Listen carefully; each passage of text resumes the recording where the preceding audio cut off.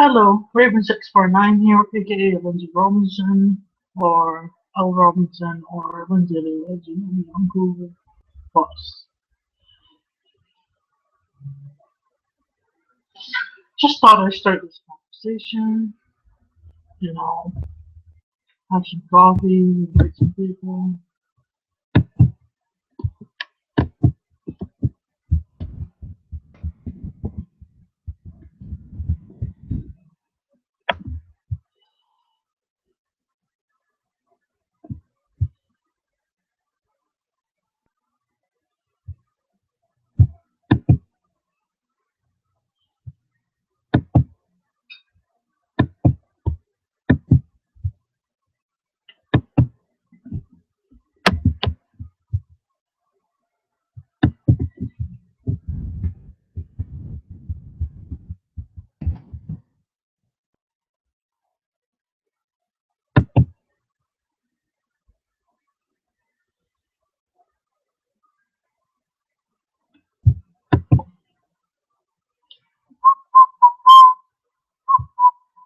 Checking Facebook.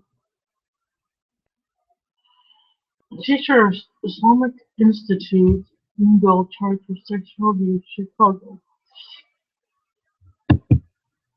Hmm.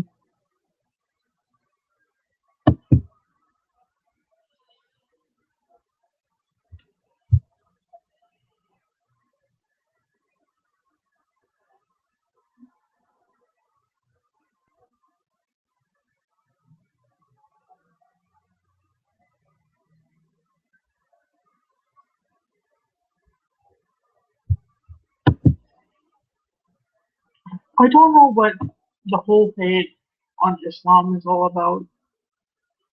I don't know what the whole hate on atheists is all about, or the whole hate on atheists, theists, polytheists, pantheists, theists, the whole thing.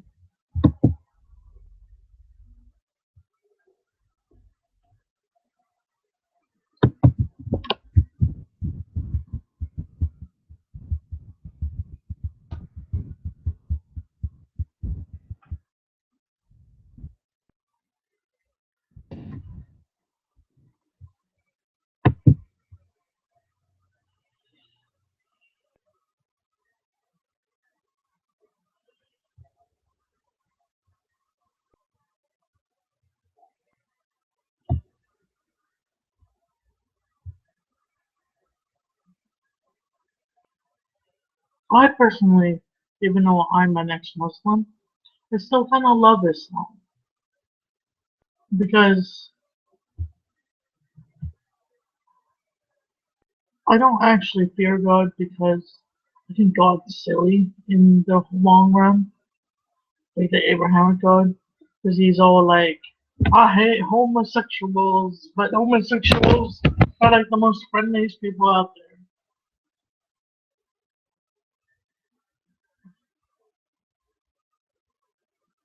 And then, well, you say homosexuality is strongly against, like in Islam, it's strongly against. Well, it's actually mostly against anal sex, be it with a man or a woman.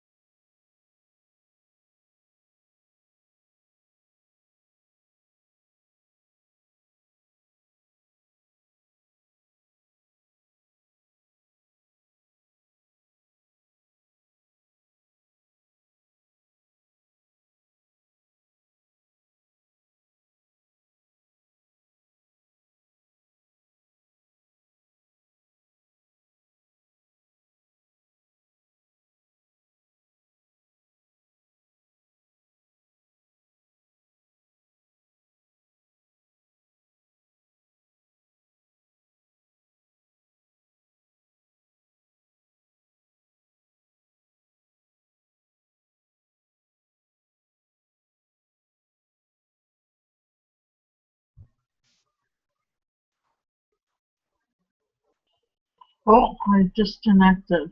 I hope it's still live. Hey, Tommy. You can call me grateful Grateful for what? for being here. You're so funny. How art thou feeling today? Better than yesterday. I love optimism. Well, my doctor took me off my mood stabilizers, so I've been a little emotional lately. Being bipolar and all. I hear you. I don't know if I believe you, but that's not for me to make that call. You I don't think you're believe a. that I'm bipolar? I don't. I believe you're a Lindsay, a one of a I'm time, Lindsay? a one of a kind. Oh, thanks. My Lindsay. You're so Ca- nice. Call me delusional. That's all right if you must, but my Lindsay. Yes. Call me egocentric if you must, but my Lindsay. Whatever that means. But it's good to me.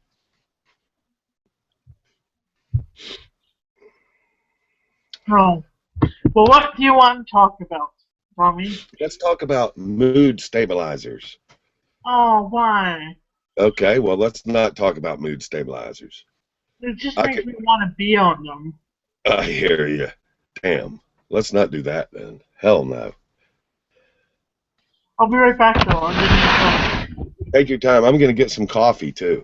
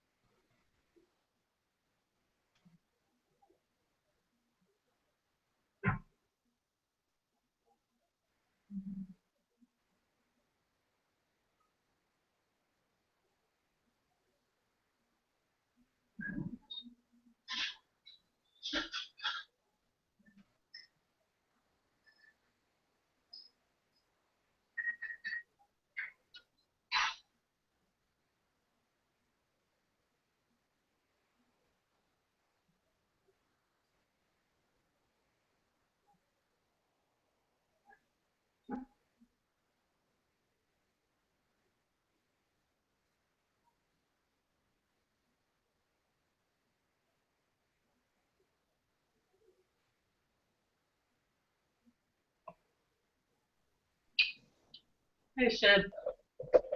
Hello, Lindsay.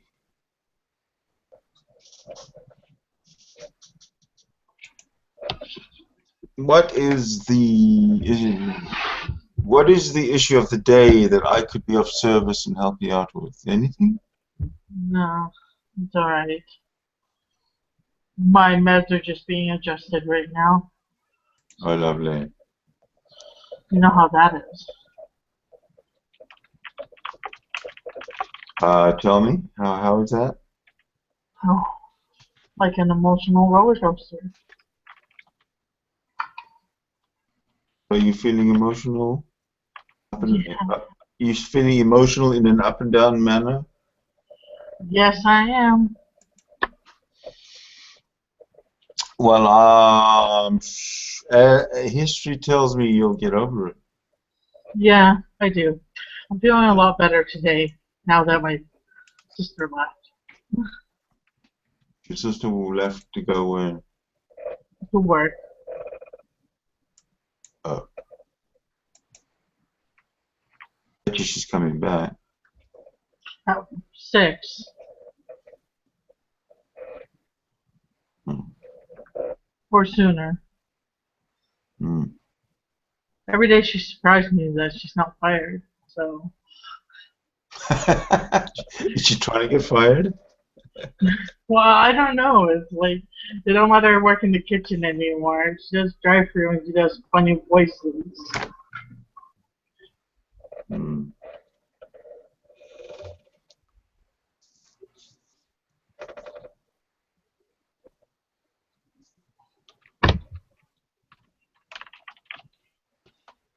I was looking at the Google page, and I'm like, Reason Talk today, but it's Monday, and I'm like, oh yeah, it's Tuesday. Stupid, yesterday was a holiday. That's right.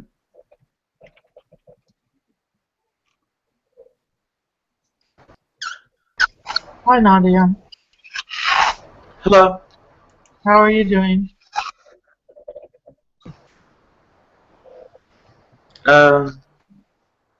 Getting infected.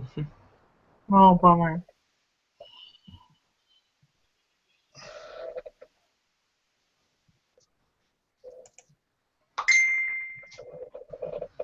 Hopefully the echo cancellation kicks in eventually. Yeah.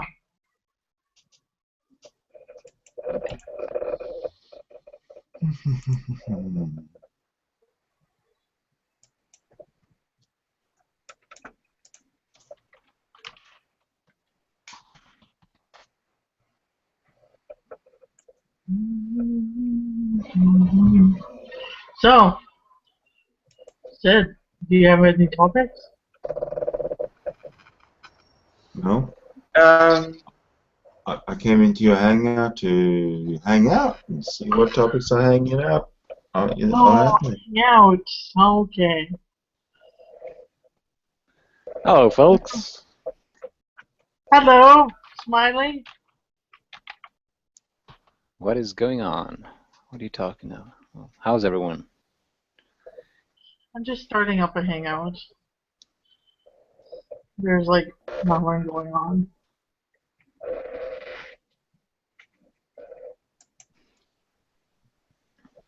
And I'm half coffee. McCafe coffee. Doesn't taste very good. Cheers.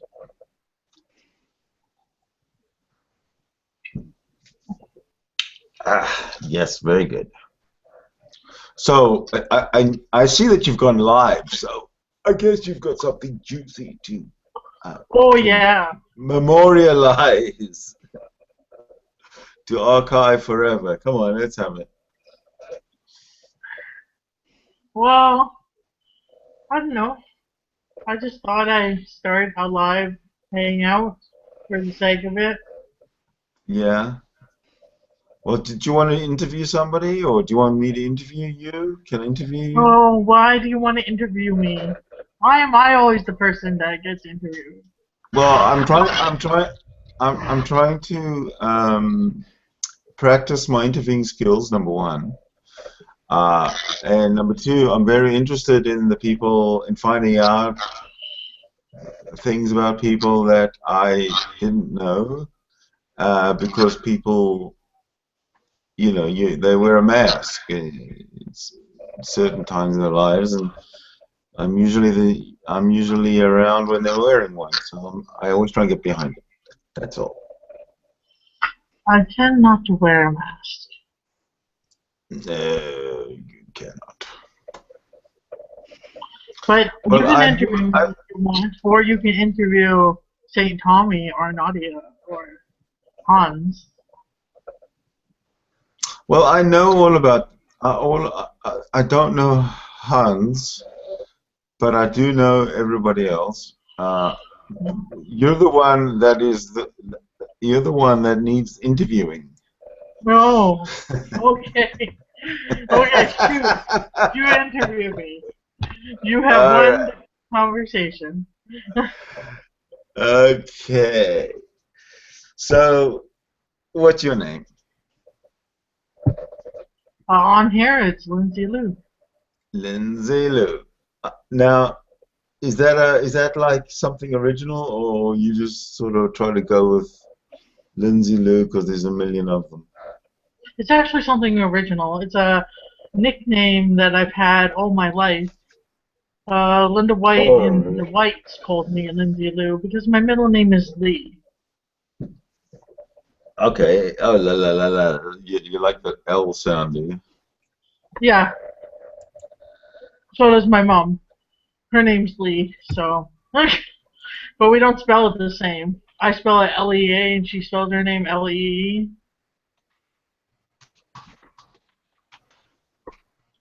I'm sorry. I'm just trying to do two things at once. So, Multitask. yeah, multitasking exactly.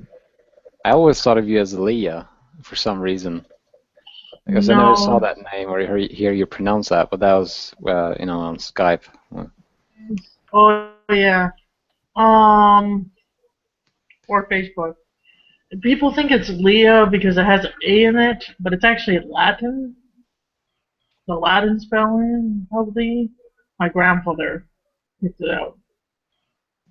I see. And he was a lawyer, so he knew Latin. And he was super Catholic, so he knew Latin and Greek. Wouldn't that be lay in AE if you put it in Latin? Oh, I don't know. That's what my mommy told me. Anyways. I don't know if you know Latin. I don't know Latin, so. Just a guess. Dan Quayle would have to learn it to go to Latin America.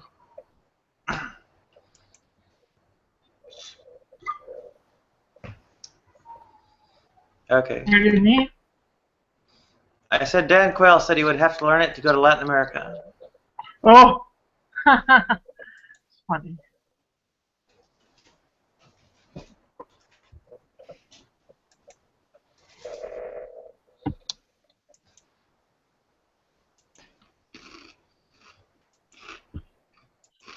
Your hair is getting really long, Hans. Hair tends to grow, especially when you don't cut it so much. Oh. For like 20 years. Sorry? Long. Yeah, I like your long hair, Nadia. I'm trying to grow my hair out long. Probably this length since before I got released.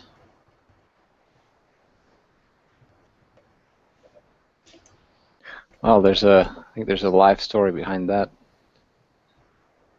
What? I said it sounds like there's a life story behind that sentence. Before you got released, you said.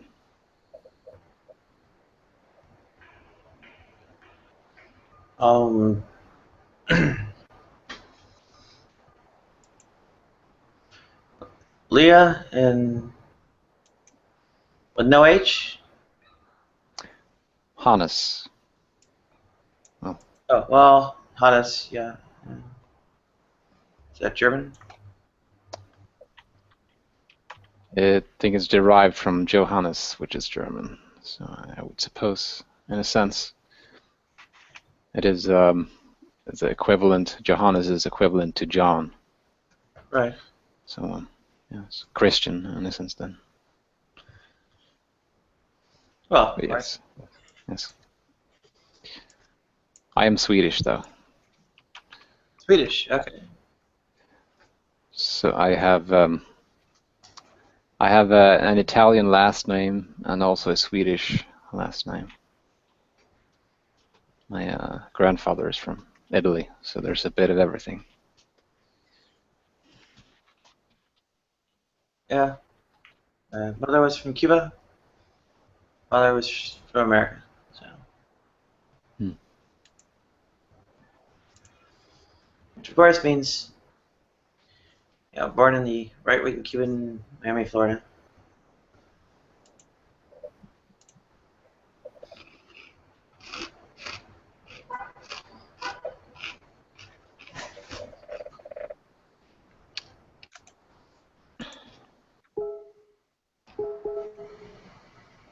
It's terrible.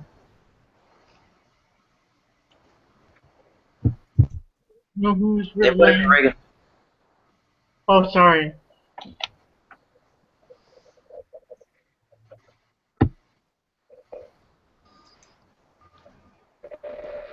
Oh, no big deal. I was just saying they voted for Reagan, so it was just terrible to deal with.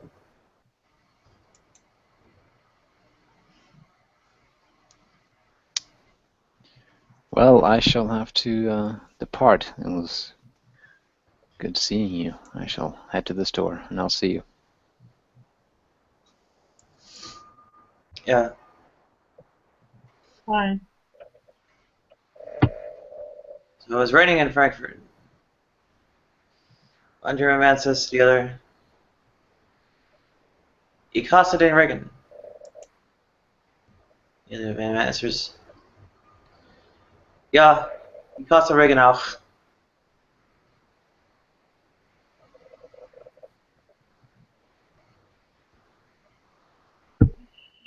Oh, well, when you said you were released, you meant released from when you were staying in the hospital?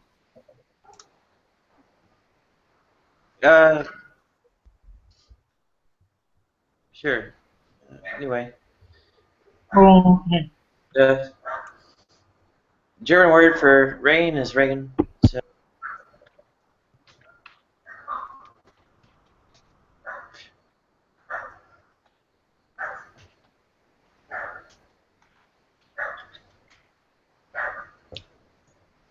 that hopefully explains the joke. Yeah.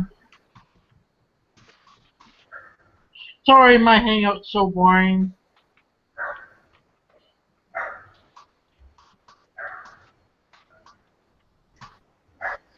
I don't know.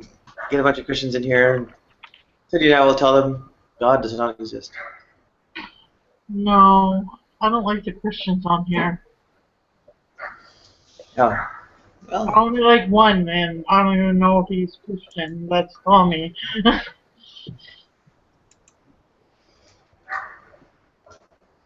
yeah, I'm holding out for my hair to dry for getting out to court. They kill you with kindness. What? Religious people kill you with kindness, or bombs, or shotguns, or rifles, or hangings. Like, I don't like religion anymore.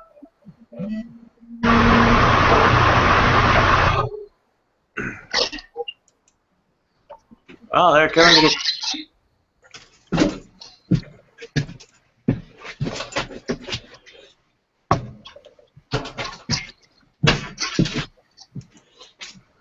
They're coming to get us all.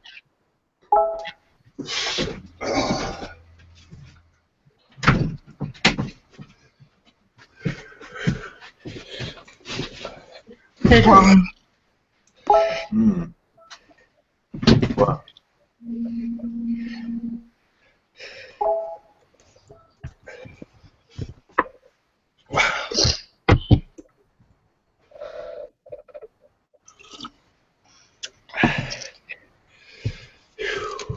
That's only a 310.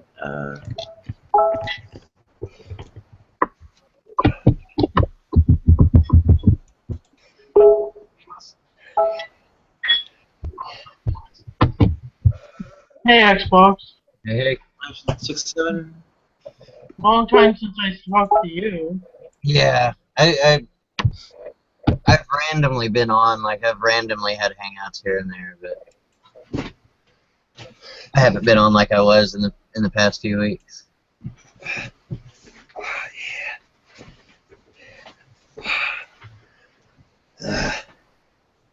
Even the computer period. I'll put something on, let it play in the background. Been working on a computer here.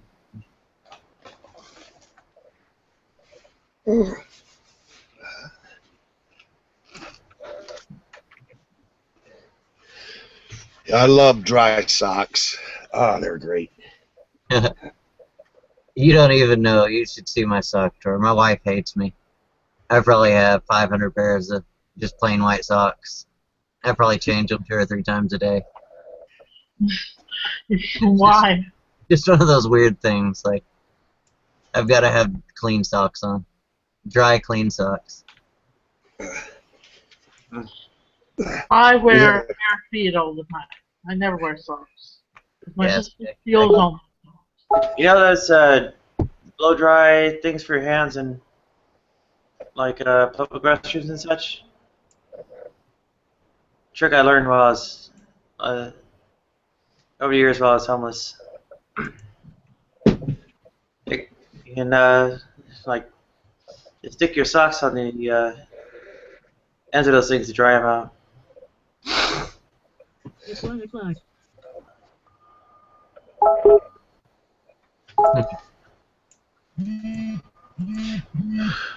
Yeah, we had a winter storm here, and Yep. so there's a lot of ice and slush around, and my shoes have a little split in the side of them. So I found a better set of shoes and some dry socks, so I will be less psychotic. Right? Yes. Yep, no, we got that same storm. It came through, it snowed like crazy.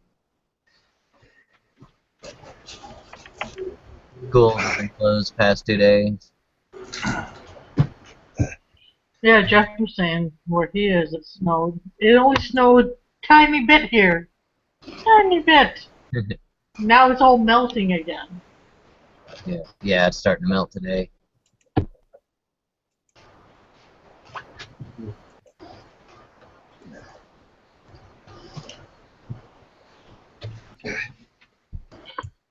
Yeah, it's How's not. it? Sorry.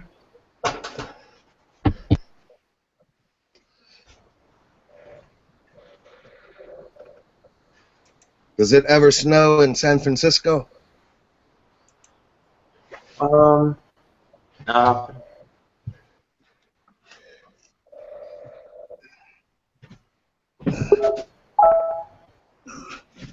Thank Probably God. Dick Snowfalls.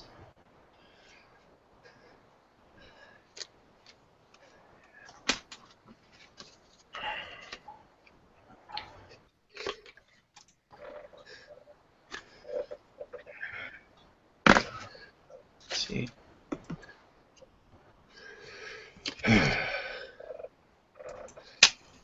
What y'all been up to?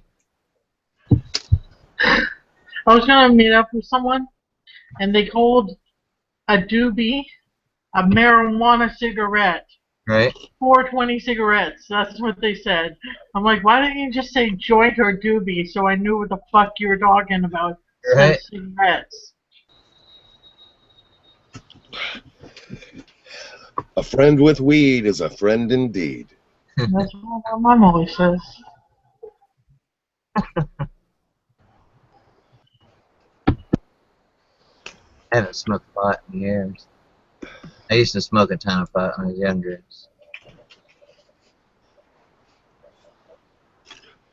I've always liked the social intercourse aspect of it better Right. than the buzz.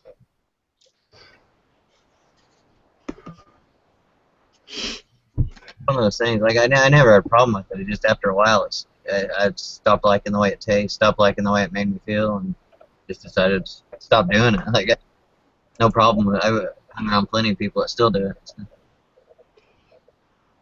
I don't play nearly as well with others when I'm stoned, or guitar. I'm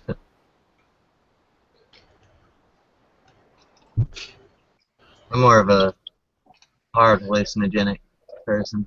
I hear you. Sometimes Tommy's in bad moods because he'll say, "Oh, pardon me, I don't want to soil the conversation The or carp. the floor, the carpet." He usually says. And then I'm always like, "Oh, poor Tommy's not feeling well." Oh. I'm a crybaby sometimes.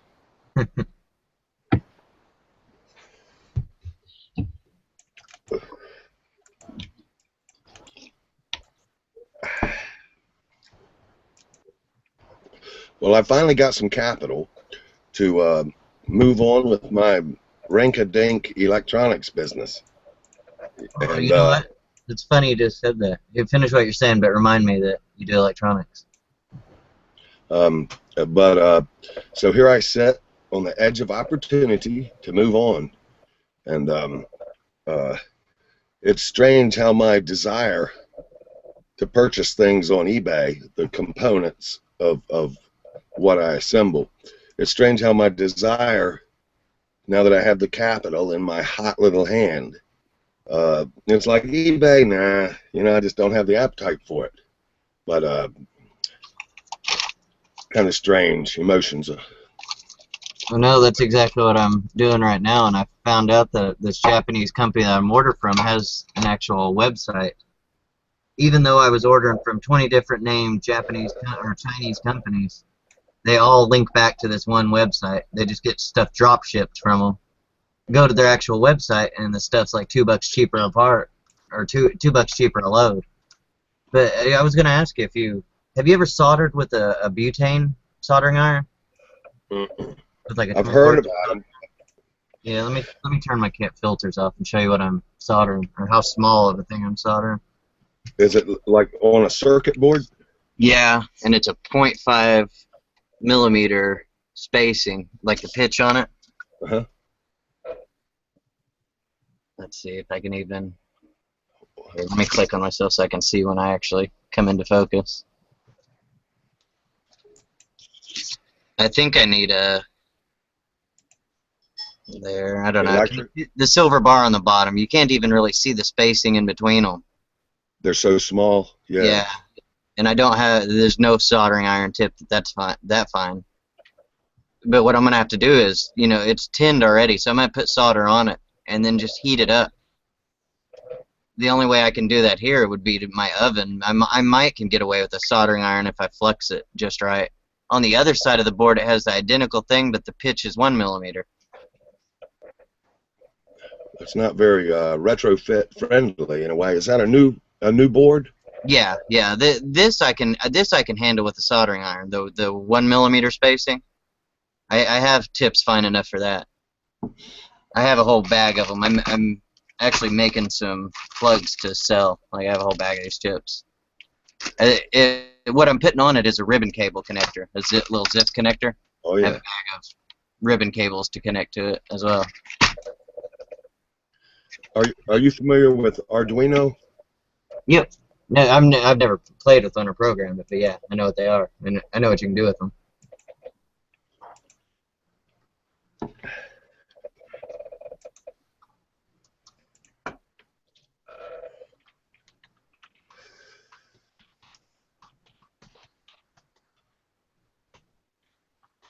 You gonna build this something on the Arduino? Yeah, I like to mess with them. I'm way out of my pay grade instantly, even gazing upon them, but I go there. Yeah, no, some of them can, and you look through some of the Chinese parts, I mean, like stuff that you can add to them, like the temperature sensors and camera set like that, you get them, the Chinese version of the part, real cheap. Just like you were saying on eBay. That's where we're getting a lot of these parts from. I'm obsessed with the XB, which is a RF communication platform. Oh, right. And the range about 1.5 miles.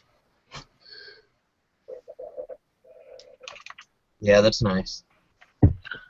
You guys are such nerds. Hey, Bunto. Let's see you can.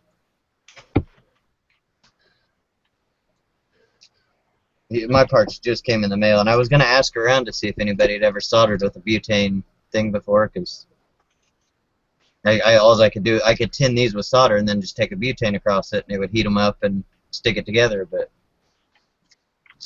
I've never used one, and I'm scared of paying $50 to $100 for a nice one, and then sitting here melting my boards, and have no other use for it but to light my cigarettes.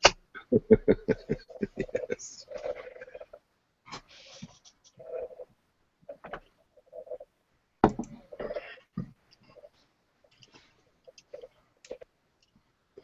You could torture your wife with it. Well, Right. that's well, no. Yeah, she likes some pain. I don't know if she'd like that pain. That may be over the edge there. Yeah.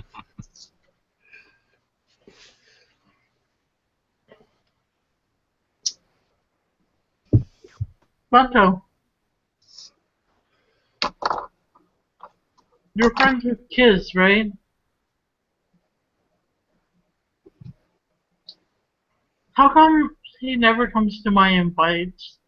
Hmm. I always invite him to my hangout because I find him so interesting. And he never comes. But he always... It's not just yours. It's the timing too for him. Oh, the timing? Okay. Because he has no problem showing up like to mine, but I invite him probably to everyone, and he only shows up to a handful of them. I know me and him are good friends. Or he parties and goes out a lot. Oh, he's like me. I party a lot. And I go out. I guess we all can't have perfect vision in every way, every time. That's far from perfect. I wear glasses for fuck's sakes.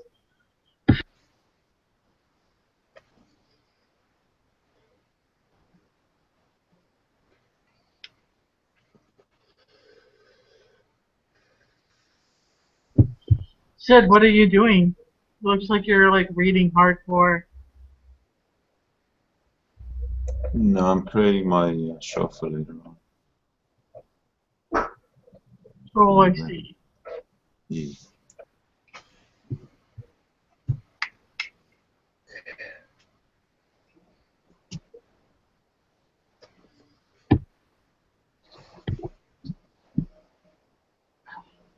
Are you building Xbox. Yeah, yeah. Do you know Baltazar? Yeah,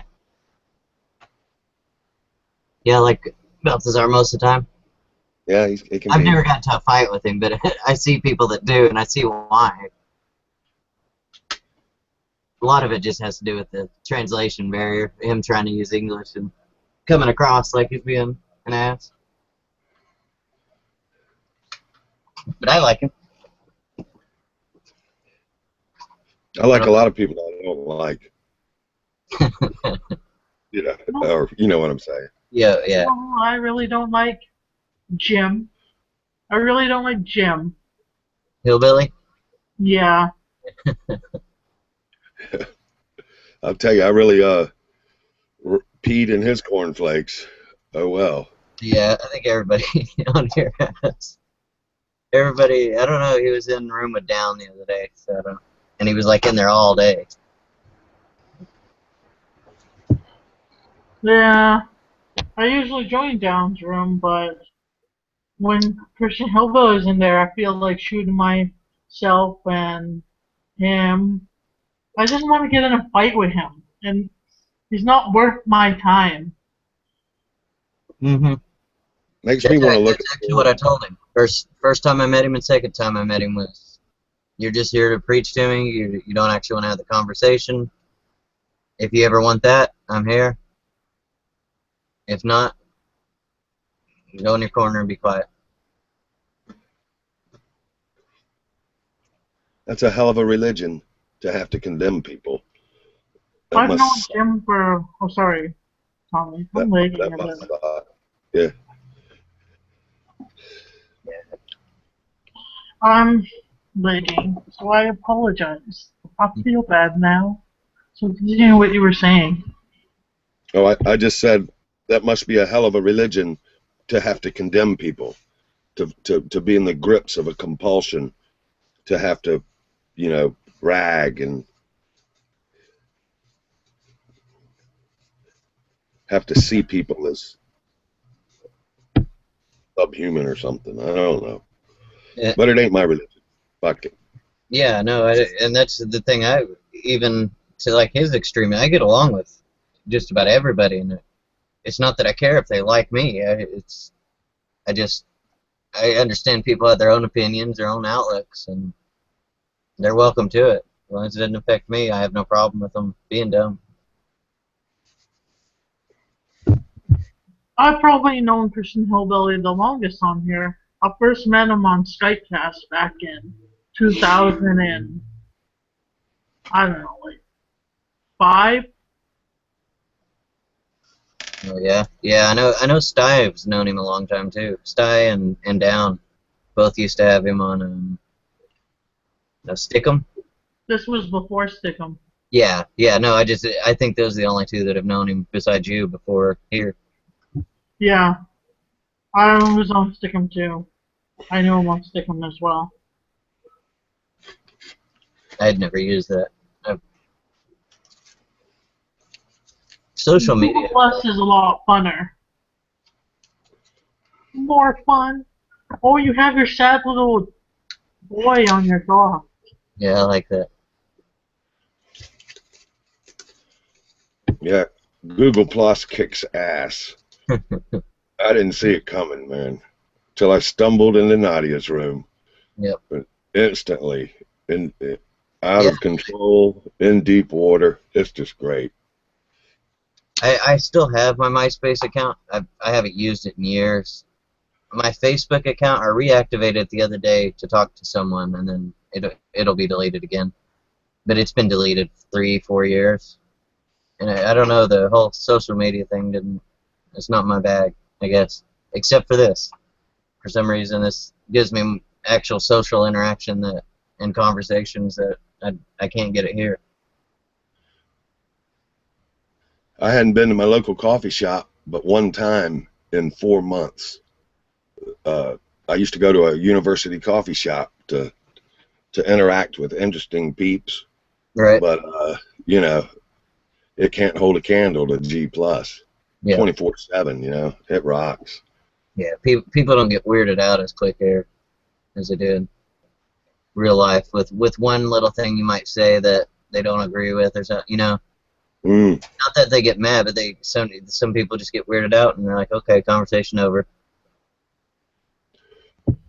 Oh, you can't weird out me. I'm the weirdest of you all, I'm pretty sure. That helps. Yeah. And when you're weird, you tend to understand other weird people too. Right.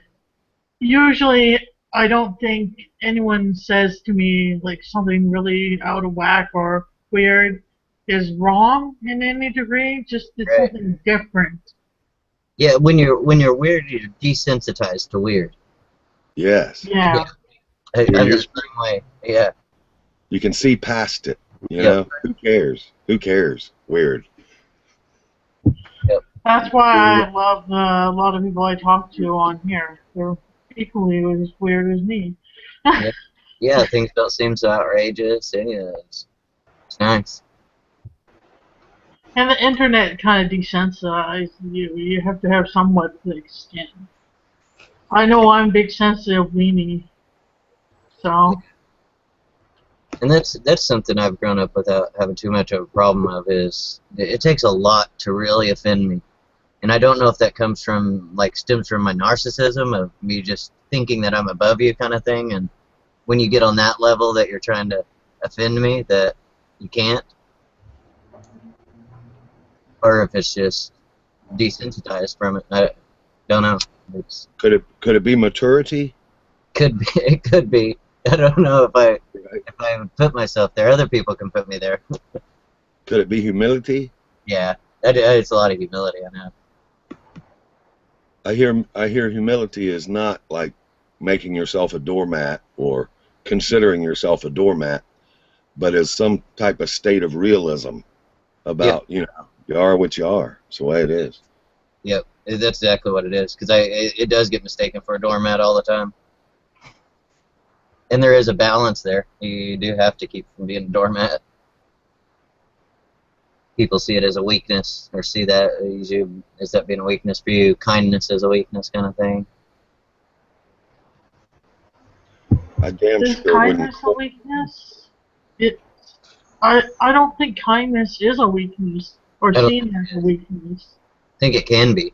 I don't think it always is. Kind of like the humble or stuff like those can be to your detriment, but that's why you got to balance it. You've got to understand when someone's using you as a doormat or someone's taking your kindness for weakness and trying to exploit it. And usually that means just walking away, not engaging it anymore.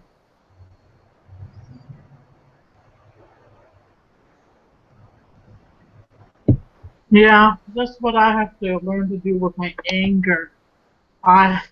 Since I learned to deal with all my emotions and not suppress them anymore, Yeah. I've found out I have quite an anger problem still.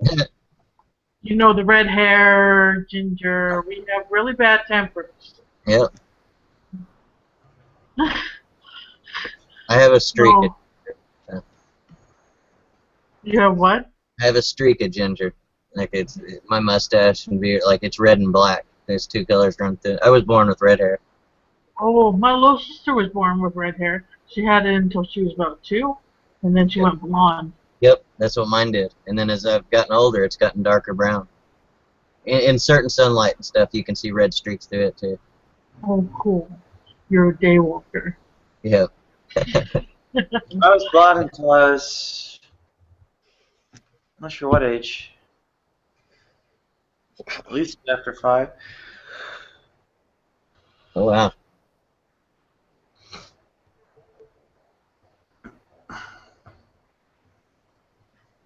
And my sister was ginger completely, freckles everywhere, red hair, white skin. She's still. Yeah. That's all from the time before my face got turned into a man's face. Oh, and do you dye your hair on top of it getting darker on its own? Well, not for that. I mean, it's pretty much naturally black, but I have gray. Yeah. Well, your eyebrows are darker, and you can have blonde hair and dark eyebrows, but once they get to like the shade that I can see through the camera on you, it means your hair's probably gotten darker too. You can like barely see my eyebrows. They're so like light.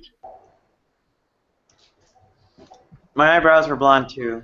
My hair was blonde. Oh, It all turned black at once or whatever. Yep. I went to school with a girl that had blonde hair, blonde eyebrows, and her eyelashes were even like a no pigment kind of thing. Yeah, hello, that's- brother John. That's Sorry. how you. Nadia. Hi, Lindsay. Hi, everybody. Hey, Bridget. Oh, by the way, happy belated birthday, Nadia. Well, I'm not going to narrow down exactly what it actually was or is going to be, but it was sometime February. She was like Jesus. She was just going to pick a day and celebrate it on that day. A little bit, yeah. I'm being intentionally fuzzy about it because I want to publicize my exact date of birth. Right. Yeah, that's all mine always have something else.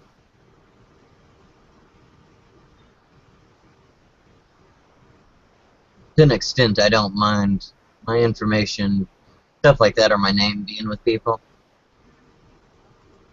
But when I'm just entering in a community or something, I'm hesitant about it.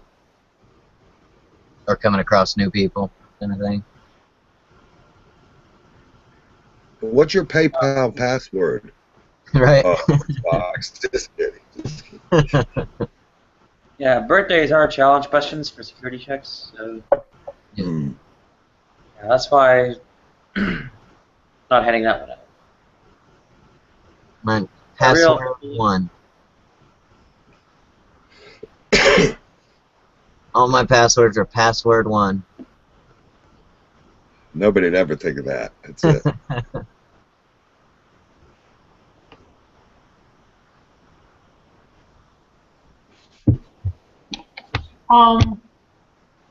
Brother John, how come you sound so different lately?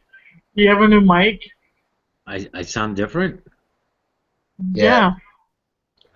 I don't know. Well, I have been going between microphones, but this one I've been, well, I was using a headset for a while, but I've been back to this microphone for past few days. Mhm. Why? Is it all right? Well, now you sound like you, but when you first came in, you didn't sound like you. I don't know.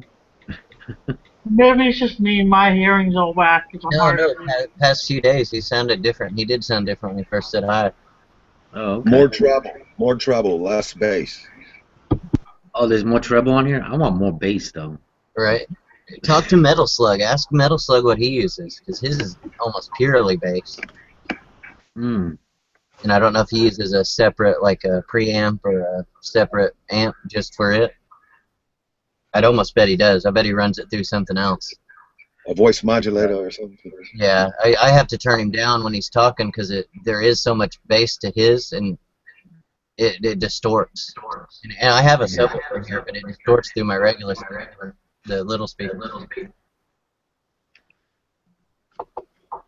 All right, I'll have to speak to Metal Slug. Or perhaps maybe I do have like a mini preamp. I wonder how that would work. Right. Oh, wait, hold on a second. Hold on.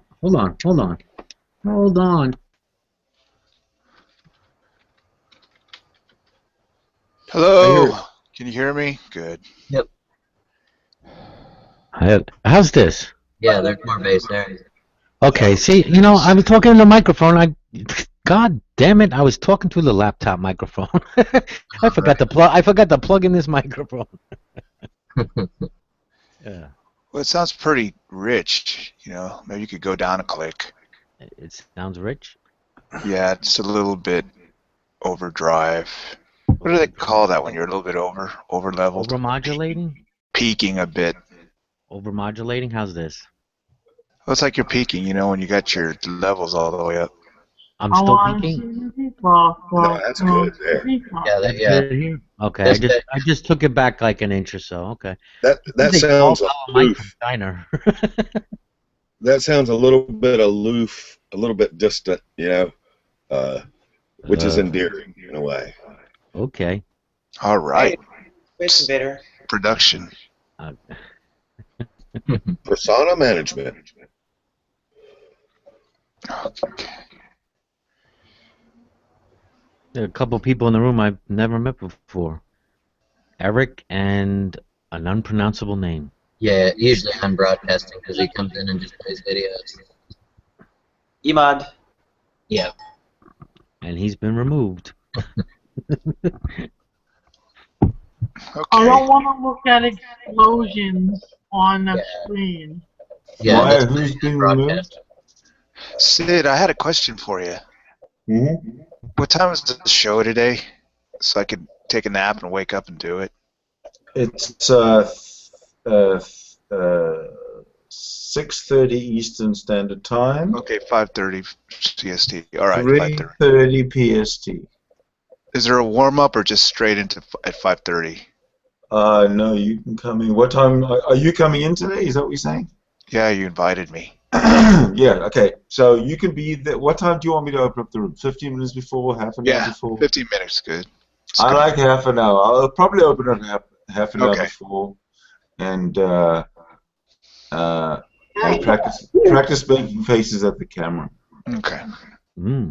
What time is that tonight? Yes. 5:30, so I got 5 o'clock. 6:30 Yes. Eastern Standard Time. 6:30 Eastern Standard Time. What is this again? It's the show Reason Speak on secular TV. That's hilarious. I'll be back in a bit, guys. I'm going to feed Mom. Okay. Cool. Well, what's the subject going to be? Well, with Bunto around, you never know. Okay. It's going to be. Well, I can't see it being just one segment. It's going to be. I think we'll segmentize So a little bit of talking about what's happening, a little bit of talking about what people have heard in Hangouts. Basically, So it's a hangout about hangouts. no, it's really a hangout about having fun. All right. Because ultimately we have fun, or we rant about something. So Okay. it all depends. It all depends what triggers us.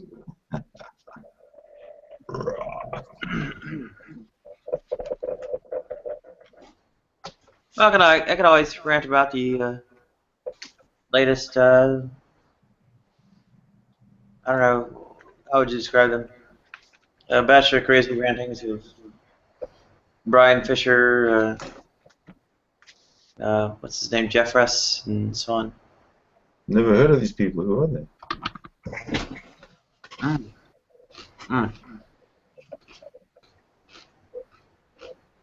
They are extremely evil Christians who are spokespersons for major, I guess, activist organizations or.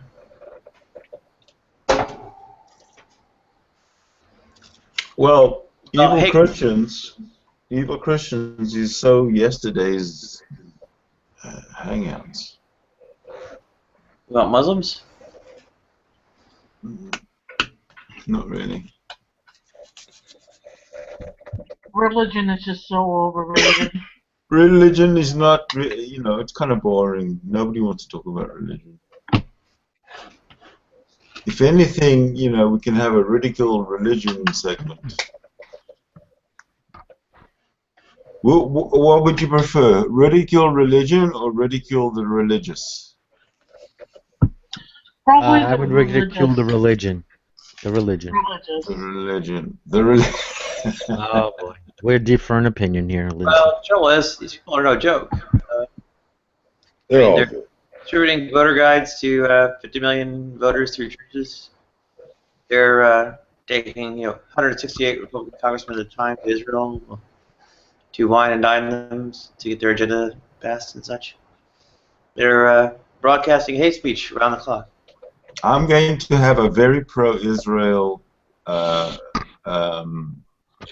point of view in all my hangouts. Well, the trouble is with being pro-Israel and having anything to do with these guys is they think they have to embroil Israel in a war that'll kill get 2/3 of all Jews killed, and then they'll convert the remainder to Christianity. So that's their grand plan for Israel, which I don't think is that good of a plan. Whose plans for Israel? Rather, Israel just kind of be its own country and Whose plans for Israel are you talking about? they're called Christians United for Israel, headed by the infamous John Hagee. I've never heard of these people. I've never heard of that. I've never heard of that organization. You never heard of John Hagee? No. Oh boy. Has he got a treat? Huh? Maybe he's an American, some famous American that only Americans know about. Exactly. Yeah. Well. And maybe nobody. Is it a religious thing? And if it is, nobody cares. At least up here, nobody cares. Yeah, he's an evangelist, very pro-Israel, and speaks a lot about the Antichrist and end times. Oh, it's my buddy. Except for the Antichrist and the end time stuff. The idea of being pro-Israel is getting 2/3 of all Jews killed and wars that he embroils Israel in, and then converting the rest to Christianity. So that idea of pro-Israel is not one I think many Jews would want to sign up for. Are you pro-Israel, Nadia? I would say I'm pro-Israel in a genuine way. I think Israel should be a country not strangled by foreign powers, not a lot of violence, and that people should actually listen to instead of having the right wing over there have a stranglehold, undemocratic stranglehold on government and such. What all does pro-Israel entail? Like if I was pro-Israel, what all would that entail? Who are you asking? Usually for the right of Israel to exist. No, it's got nothing to do with the right of Israel to exist. Obviously, Israel has a right to exist by virtue of the fact that they exist, so they have a right to exist. So anything, it doesn't entail anything beyond that, just the right to exist? No, it entails a lot beyond that. Yeah, that's what I'm wondering. I don't know what all it entails a right for them to exist in secure borders, and to me, in my opinion, the secure borders, the sovereign state, lies between the Jordan River and the Mediterranean Sea. End of story.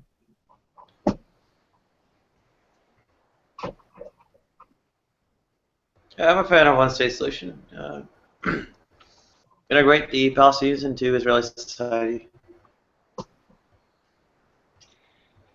Hey, Lyrics. Good morning. Good afternoon. Hey, Lyrics. Good day, eh? I'm pro-Antarctica. Hello? Can you hear me now? Yep. Yeah, I'm pro. My mic's kind of screwy, so I'm going to be typing mostly. You can't, Okay. because the whole world cannot read it. And if What's screwy with your mic? It sounds great. true, Is it okay? Is it okay right now? yeah. Yeah. Yeah. All right, then never mind. I will not type in this Hangout at all. Fuck it.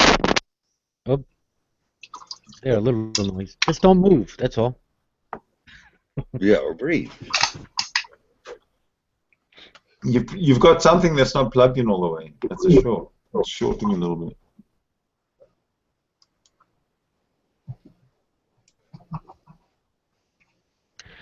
So I had somebody post on my Facebook something by Franklin Graham, son of Billy Graham, talking about the beheadings that was going, the 21 beheadings that went on in Libya by ISIS, and spreading fear that it's going to spread throughout Europe and the United States. Now I don't know about Europe, but here in the United States, I don't know. We got many people with guns and a strong law enforcement and military. I think if there was even one beheading, it would probably be the last one. It's already been done. We already had a beheading or two. In the name of Allah. You forget so soon, you guys. What is with you? Where at?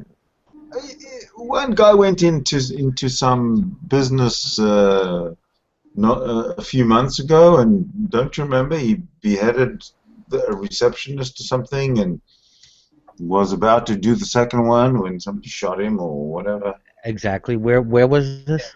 It's exactly what though, too. It'd be their last one if they did. Mm-hmm. Yeah, he got killed and stuff, but I mean, he did behead. He was a Muslim. Muslim. A Muslim.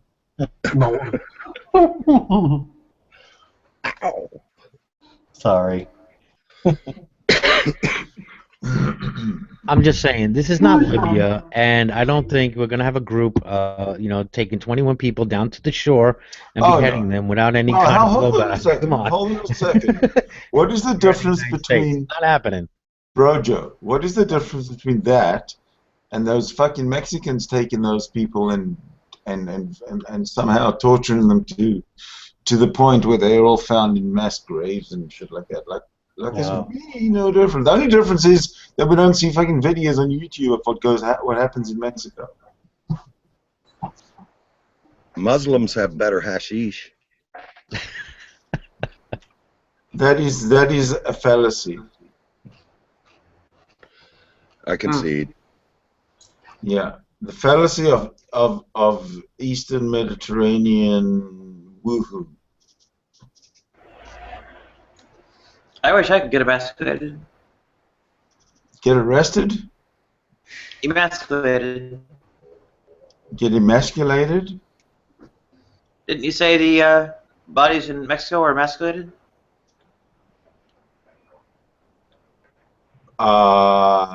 No, but they were certainly tortured, maimed, and killed.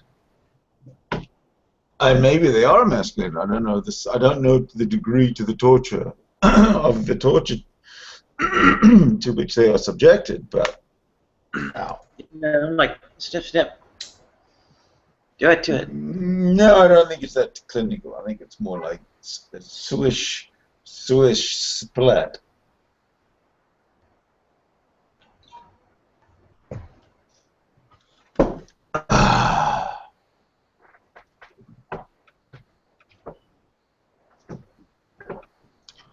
Right, who wants to take me on? Come on.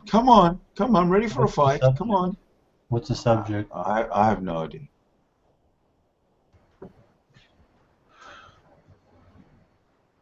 I'll break out in chorus of Let It Be. Well, I love that. I wouldn't do that. You know, I don't want to. Not that I wouldn't mind, but you know, I don't want my.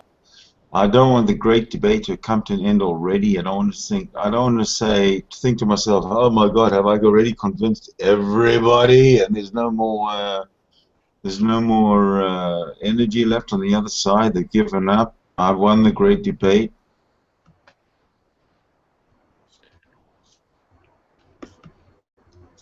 Oh, There is okay. life. There is life. Okay then. I won the great debate. Well, then you can get on to your mission about purifying the atheist race. Ah! Yes, I did. Thank you. I need a secretary. Yeah, we can't let Christians get away with the No True Christian card. We need a No True Atheist card to match it. Yep.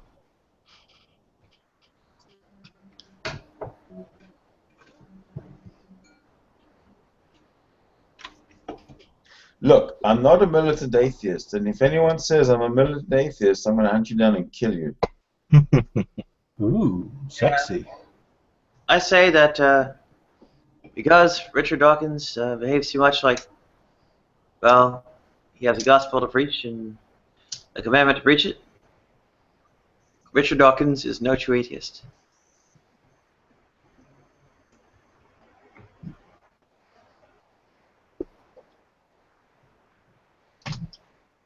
Okay, I think I've stunned the audience here. Not really. Hell yes. Richard Dawkins himself admits to being a 6.9 on his own scale, so he's no true atheist. You're quite right. I, however, subscribe to point number 7 on the Dawkins scale, which makes me the one true atheist. Isn't his scale, though, an atheist scale of just confidence? No, it goes all the way from 1 to 7, and 1 being the absolute knowledge, 100% for sure God exists. Oh, I And think I've 7 seen. Hold on, when you say 1, if you're a 1 on that scale, then you believe God exists? Yeah, hold on, I'll go grab it. I'll go grab it and throw it up on the screen. Yeah, please. I heard him explain it the other day. It wasn't as black and white as it seemed, because he was talking about agnosticism.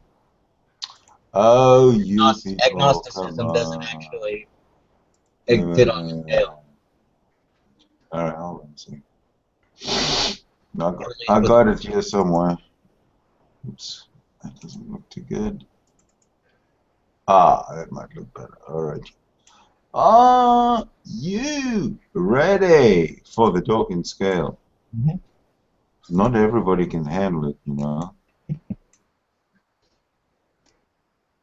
Someone's got to look out for everybody, right? Oh, there it is. Percent. I need to see this. Yeah, somebody's got to either white box me or present me. Oh, I can't do it. Alright. Just talk again. Yeah, see, that's a simplified version of his thing, but it's all about confidence. You can just white box me if you just thank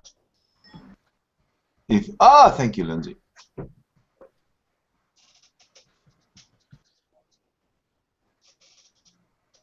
The Dawkins scale.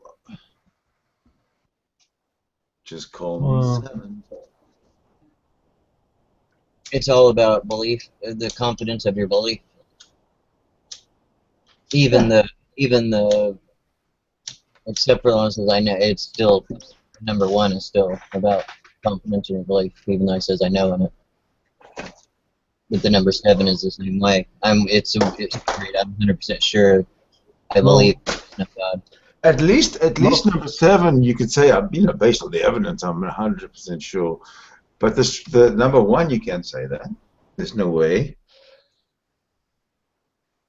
Wait a minute, though. It says, I do not question the existence of God. It doesn't mean, it doesn't say you know. What is it? Or read the whole sentence. Come on. I do not question the existence of God. Oh, okay. I know He exists. There you go. Okay. Well, I'm number 1 then. I'm sorry. Who's number 1? Be ashamed of yourself. I'm sorry, Most you people, can be 100% sure either way. most people fit into 1 or 2 or 6 or 7. I I'm maintain. assuming. Yeah, I'm on the number 4. Yeah, I maintain. In my opinion, there should just be 1 and 7. The other. Yeah, let me clarify. I don't think that they're equal probability, but so maybe between 4 and 5. I don't think they're equal probability, but I don't fit on either end. Well, if you can't know, I don't give a shit about Dawkins' scale. Right. Who said that? Who's the criminal who said that? I did say it. Busted. I say that number 7 can only be arrived at by faith. So anyone who says they're number 7 is not a true atheist. Oh, please. Wow. Decent. I'm a false atheist, but at least I'm an atheist. Yeah, False or not? no, it's called constraint theism, or contratheism. No, it's called. I don't want to give up my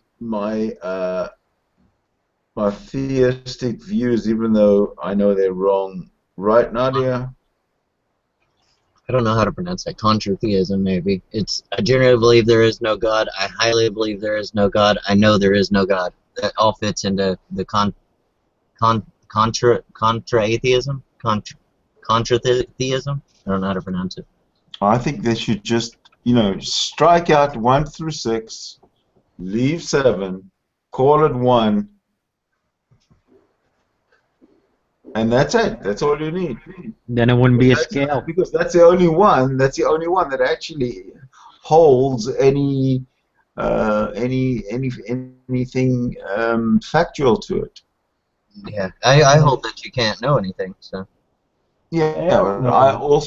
I think that firstly, I think that's false, and secondly, you can use your faculty of reason and your critical thinking skills. And all that kind of stuff to arrive at what is possible, what isn't possible, what is rational, what isn't rational. Yeah, that doesn't tell you what actually is, though. Yes, it does. Well, it tells me. It doesn't actually tell you what is. It tells you what is more likely. To me, number 4 would be the weakest. I don't know. Nah. 1 through 6 are the weakest.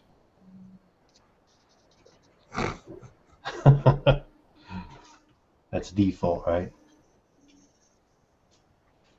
By default. 1 through 6 are the same, actually. 4 is the most honest. Yeah, 4 is the one I have the most problem with, I guess. Except with it having an equal probability. Because you either lean a little bit one way or another. There's really not a 50-50 usually. No, I always say I don't believe in I don't rule God out. I just don't have a reason to rule one in. Okay, well then that's. Well, why don't you rule one out? That's the question I have. There are certain instances where I can, but just as a general statement, I don't. Well, that's kind of a cop out. I don't quite understand what you mean by that.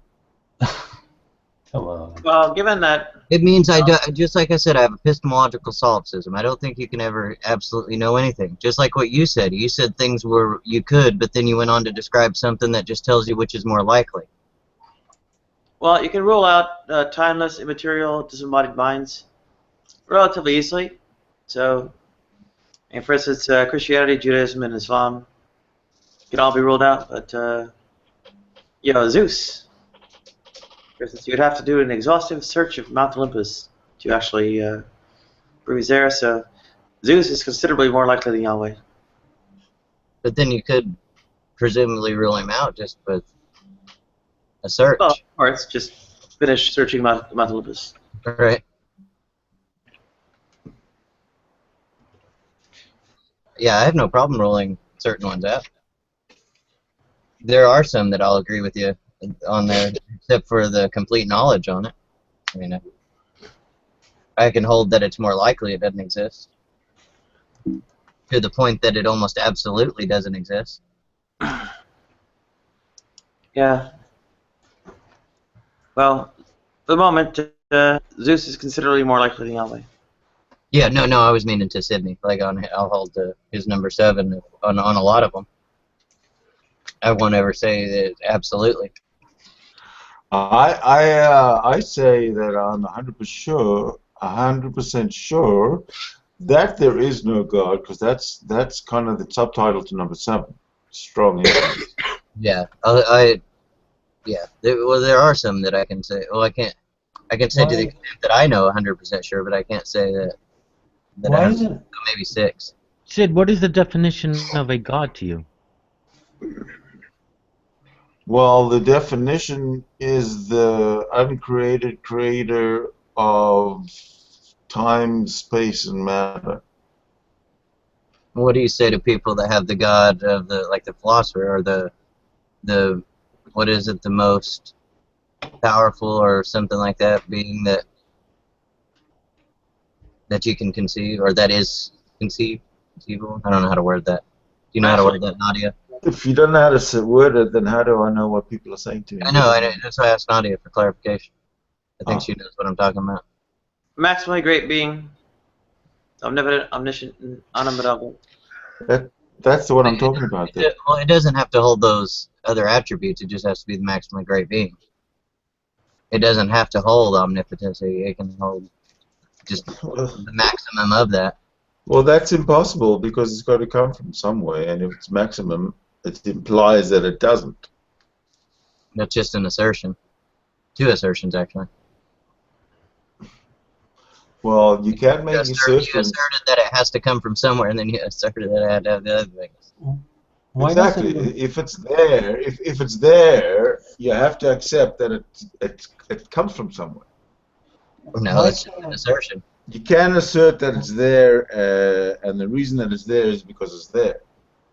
Why doesn't number 1 have 100% though too? Because I mean, they're both at the ends of the scale. Yeah, I think they imply it by "I know he exists." Yeah, I know that. It's just a technicality. Yeah, So that's why I said never believe in any god.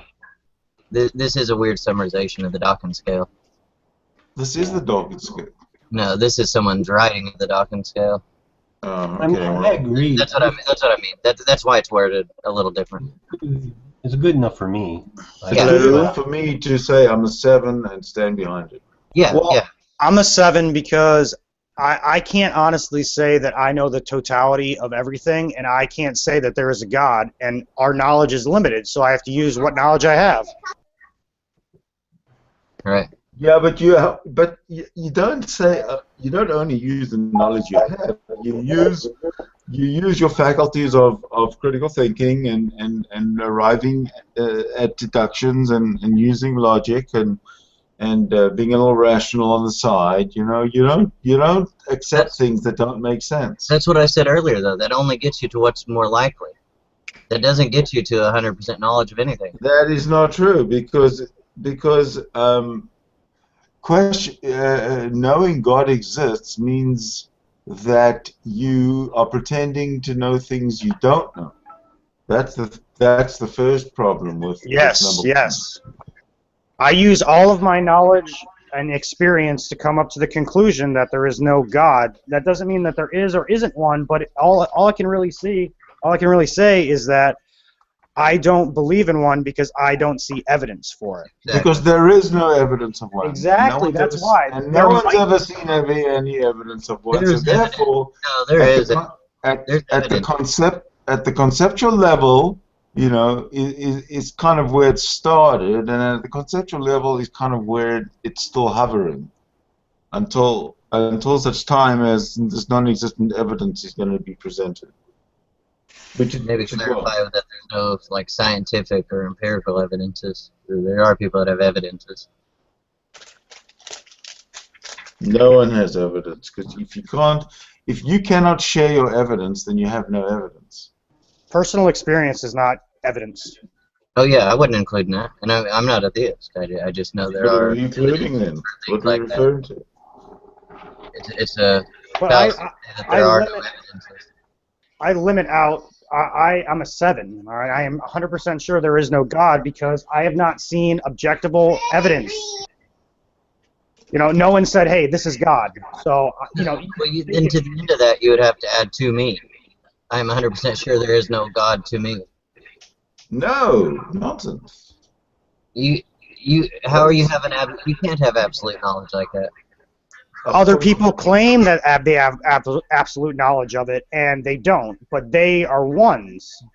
So, like, but all their evidence is subjective. I'm not looking on subjective evidence. I may be wrong. I'm trying to look to other people, and from what I see, all their evidence is subjective experience. That's it. No, I think the number 1 is wrong as well. Even if it said I'm 100% sure there's a God, I think it would be just. I don't think you can be 100% sure about it. I mean, objectively, okay? Because we don't know the totality of existence, so we can't make a direct claim to knowledge without understanding the concept, seeing it fully and stuff like that. So when I have lack of evidence, I am automatically in the default state where I don't know. And from what my experience is with other people that are theists or whatever, is that all they really base their opinion upon this on is subjective experience. So what that says to me is that there is really no objective evidence for God. Hence, it's still in I'm still in the default mode. I just got to believe what this guy says and do what he tells me, and then God just magically happens. I'm sorry, but that's not how reality works. All right. You know, and that's why I'm a 7, because I don't see objective proof for any sort of deities or anything like that. You know, I can't say the Bible's objective proof because it's a fucking book. You know, it's not God. Wouldn't that put you at number 6 though? No, I'm pretty sure that there is no God, just to the fact that it's completely a subjective view. There's no objective basis for these opinions. You can't just say, oh, I look at all of creation and I see God.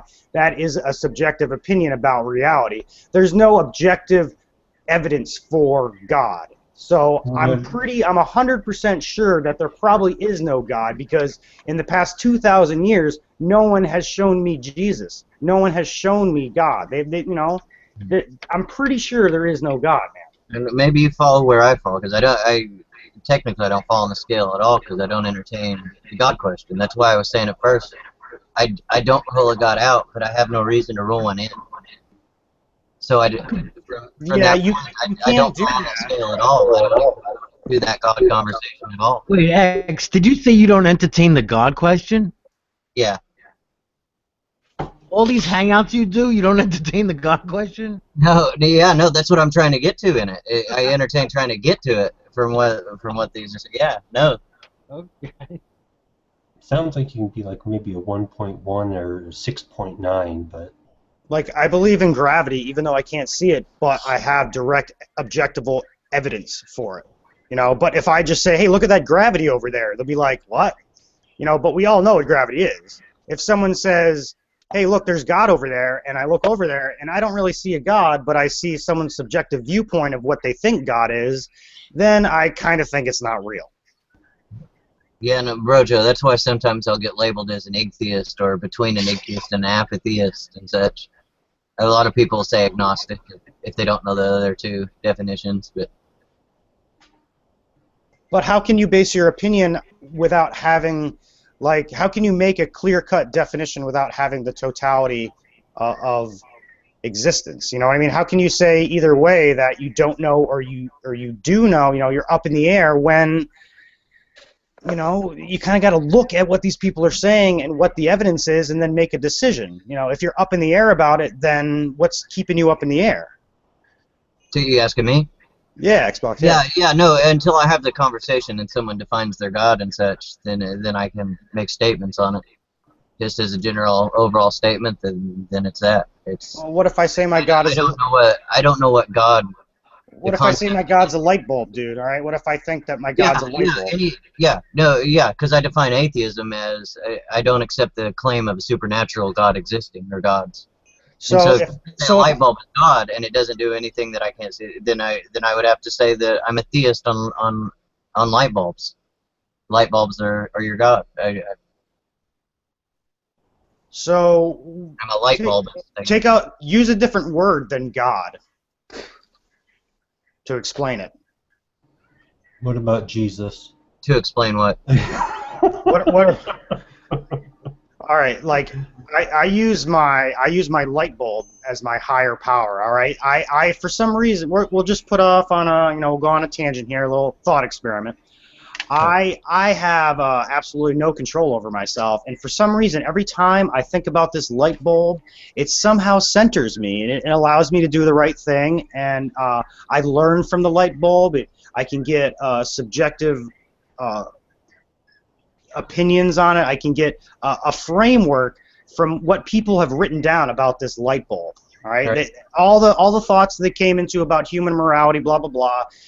It's all right in this light bulb here.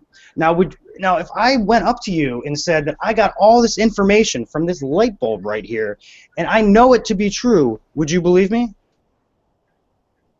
I know. I'd say it was incoherent. But it's just a word. You see, God is just a word. These are just it's the most undescript word on the planet. So when I say, that's why I said it's incoherent. That's exactly what I said. So then how are you up on the fence? How are you on the fence with this situation? I'm not on the fence. There is no fence, and to me, until someone can come and give me a coherent definition of the God, then we can start from there. But until I hear a coherent definition of a God from someone, the conversation. Well, that was my coherent definition. That goes back to that statement that I don't rule a God out. I just don't have a reason to rule one in. I don't have a reason to rule something that's incoherent into this equation. But I got all of my knowledge about life from this light bulb, and I wrote it down here, in this book, and it says it plainly out how to live your life and do the right things. But why won't you worship my light bulb? Like, you can't see that it is the purveyor of all that is good and holy and all the laws that I've written them right here. If you go to something tangible, I could sit there and test it. If you're saying it does things beyond what we can test, then you're back into incoherence. So, if a theist, we'll just say God, dude, because I don't really think that like a theistic view, you can really, you're right when you have to explain your God. But when I just say the word God, what pops in your head? Yeah, a blank. The many bajillions of definitions that I've heard. And you rule them all out, or you don't? The ones that everyone I've heard has been incoherent. And like when you take it to light bulb or something that's there, then I can see it. Until you start adding like extra things to it. So if I didn't add anything to it, all I said that there was a light bulb, and then I put my subjective opinions and thoughts that I got from looking at this light bulb, and I wrote them all down in a book. Yeah, you said when you think about it that it gives you this information. I mean, if you're saying a light bulb gives you information, that's why I said you're back into incoherent. But it's there though. You can see it. Yep, I can see the light bulb. So if you looked at the light bulb and you got a different opinion about the light bulb, would your view be wrong? Would your morality be wrong? That's a malformed question unless you can show I get my morality from this light bulb. Well, a lot of people seem to get morality from this light bulb. I don't know why, but they do. That's what they say. I like your thought experiment. Aren't light bulbs kind of hot, though, generally? Unless you got the new ones. That's why I'm a 7, dude. That's why I'm 100% sure there is no God, because just the whole formulation process, the thought process, it just seems a little squirrely to me, dude, you know? Yeah, Well, no, I mean, see, and I hold it. The only reason I won't go on a 1 or a 7 on any of it ever is I'm an epistemological solipsist. I don't think you can ever know something absolutely to be outside of your own experience, your own thoughts. what about like a 1.1 or a 6.9? I mean, to be serious, like if you can't be a 1 or a 7. Yeah, like between a 6 and a 7, or between the 1 and the 2 kind of thing. Yeah. Like Where it's more probable than not.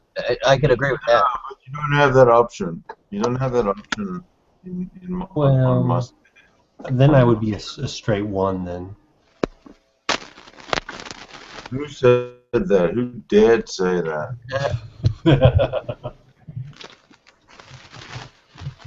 I think Glenn and I think our other Christian left. Greetings.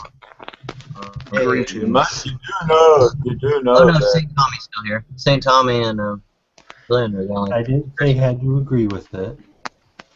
I would say I'm a 5 or a 6. Actually, I'd say I would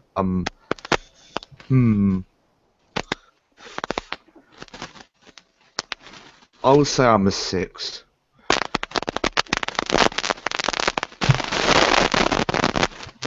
You're a fascist atheist, it says that? Come on, man. Sounds like somebody's playing a scratchy record. Yeah, it was. Bunto's flating his mic. You got a lot of static there, Bunto. Okay, Hades, you say you're a fascist atheist. Now, I'm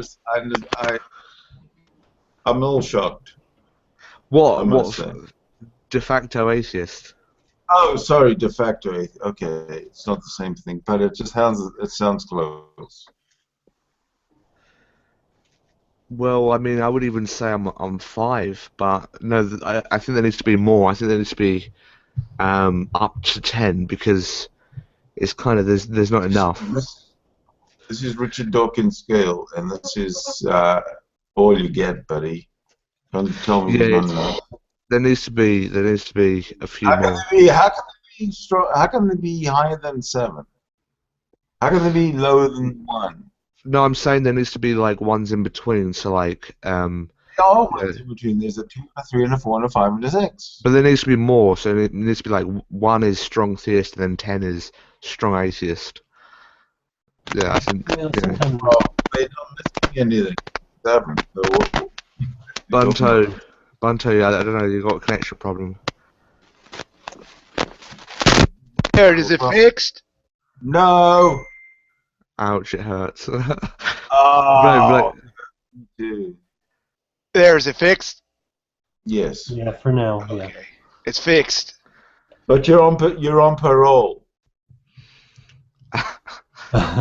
You know, for a bald guy, Sid, you're really mean. No, eh? What number would be on parole? 4? Okay, you're a 6 who wants to be a 7, right, Xbox? Right, Xbox? No, I'm not even on the scale. Yeah, he said that he doesn't take the scale at all. He's afraid of the scale? He's an 8. No, he's not afraid of it. Wait, so knowledge is kind of usually defined as sort of justified true belief, right? So I mean, there is a difference between believing in something and knowing something, you know. For instance, yeah. So I mean, I don't know for a fact that God doesn't exist. You know, I don't have. What's my justification for that? What's my Okay. Do you understand what I'm saying? I believe there's no God. Okay. How are gods invented? But by men. Right. Yeah. But I mean, just because. So, when men go bye-bye, so does the God concept. Therefore. No, that's only as far as we know that they're invented by. As far as we know, okay, show me this natural God. But no, No, you'd have to go back and show me how that it came from men. Oh, easily. I mean, even if it did. Utility, pray to God to defend and stuff. Made up Wait. gods all over the place. Wait. There are. I agree there are a bunch of made up gods. Okay, But no, even Hey, if we there, want- Tell me that say the God something. concept only comes from our mind. I was God going to only say comes that. from the human concept. Bunto, Yeah, I was just going to say say. something. So Cheers, let Lin- Hades go. cheers, Lindsay. I just wanted to say, even if it did come from our minds, and it's just a concept that doesn't necessarily mean that it's not true. You know, I mean, yeah, I mean, yeah. Do you understand what I'm saying? I mean, Okay. yeah. We made up a god, but it could exist somewhere in our universe. Well, I'm not Right? saying. I'm not saying. We're going I'm to bank on could, would, maybe, uncertainty. Sounds like a great idea to So- establish our agnosticism. Okay, so how do you know that God didn't come down and how do you know that for certain? Because I know men invented God. How do you know that? I still don't see how you can say you know that. Oh, I know Right. it because, dolphins didn't invent God, neither did whales or Right. ants. It was men that invented God. Of course. That's hold on. That's on an assertion. Armadillos, could they have invented God? No, that's on a complete assertion that God was invented.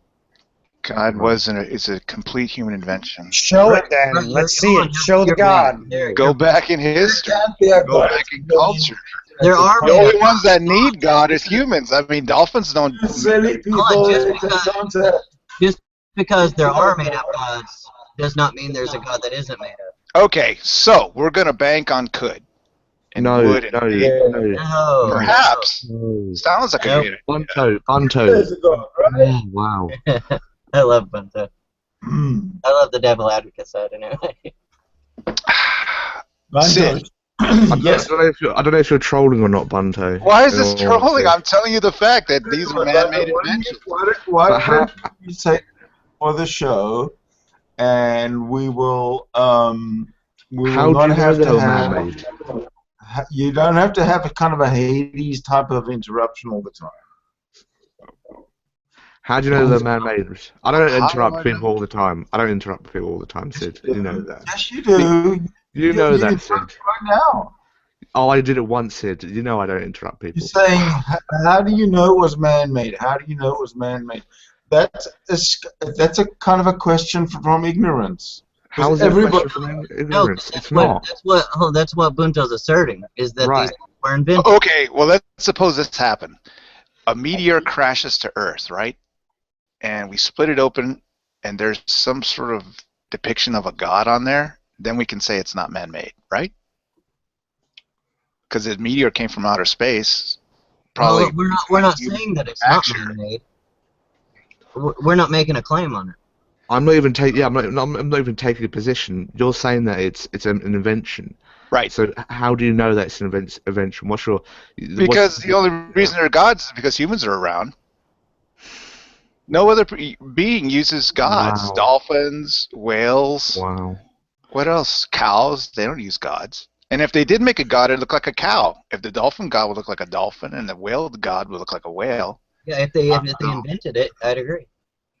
All these things are inventions. Human. How do you know that they're inventions? Yeah, that's the assertion. Because they have a habit of hanging around humans, right, Sid? I mean, don't gods hang around humans? Gods actually seem to resemble the same humans that they hang around with. Yeah, some do for sure. This is the Wait, most. Wait, so because any other animal hasn't shown signs of having some type of god, that means that therefore it's a human invention. That is an extremely good indication that they are human invention. Well, no, not, that's no, not it. it's not. That's not it. That's not it.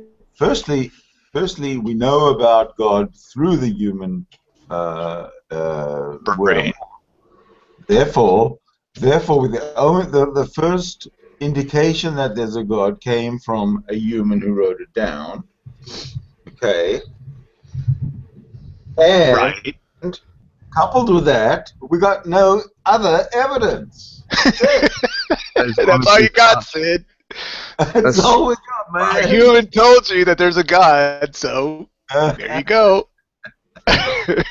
But just because there's no objective evidence doesn't mean it doesn't exist, right? I mean, do you understand? I mean, we have to bend reality to make the God concept work. No, we're not making it work. But I'm saying just because we don't have objective evidence for something doesn't mean it therefore doesn't exist.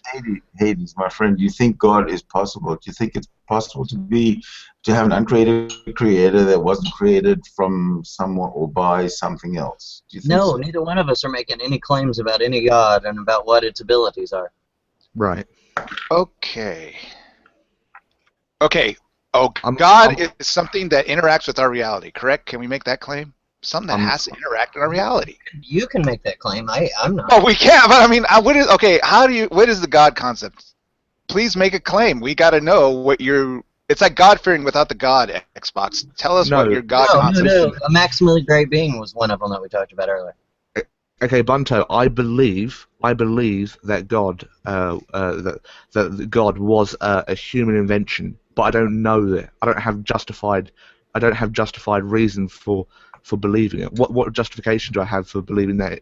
For knowing it, you know, justified true belief. What do I have to prove that it was the invention? Entirety of human experience.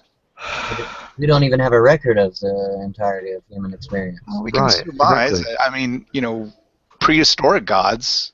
I mean, we have a strong history of gods and how they're created and how they come about. We do. I agree. I just don't think that speaks to the truth of the matter at all, though. Okay, God-fearing without the God, right? We have to bank on could, would, maybe, perhaps, we don't know, uncertainty, to make this thing float, right? And there's basics to the God concept.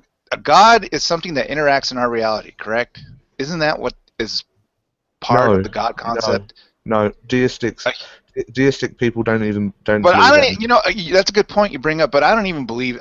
I really don't count deistic gods as gods. That's just like a hiding place. Wait, what? For deistic God. Wait, it has it in the name. You don't even count deistic gods as gods. No, I don't, because they don't interact with us. I mean, the reason they invent a god is so it can interact in their reality, so they can pray to it, so that it get something from it. That's a fallacy by definition. I forget what the actual fallacy is called, where you define things in and out of existence just by definition. Okay, what is a god? Explain that. Don't call me this fallacy or I'm malforming my sentence. Explain to me what a god is in your God conception.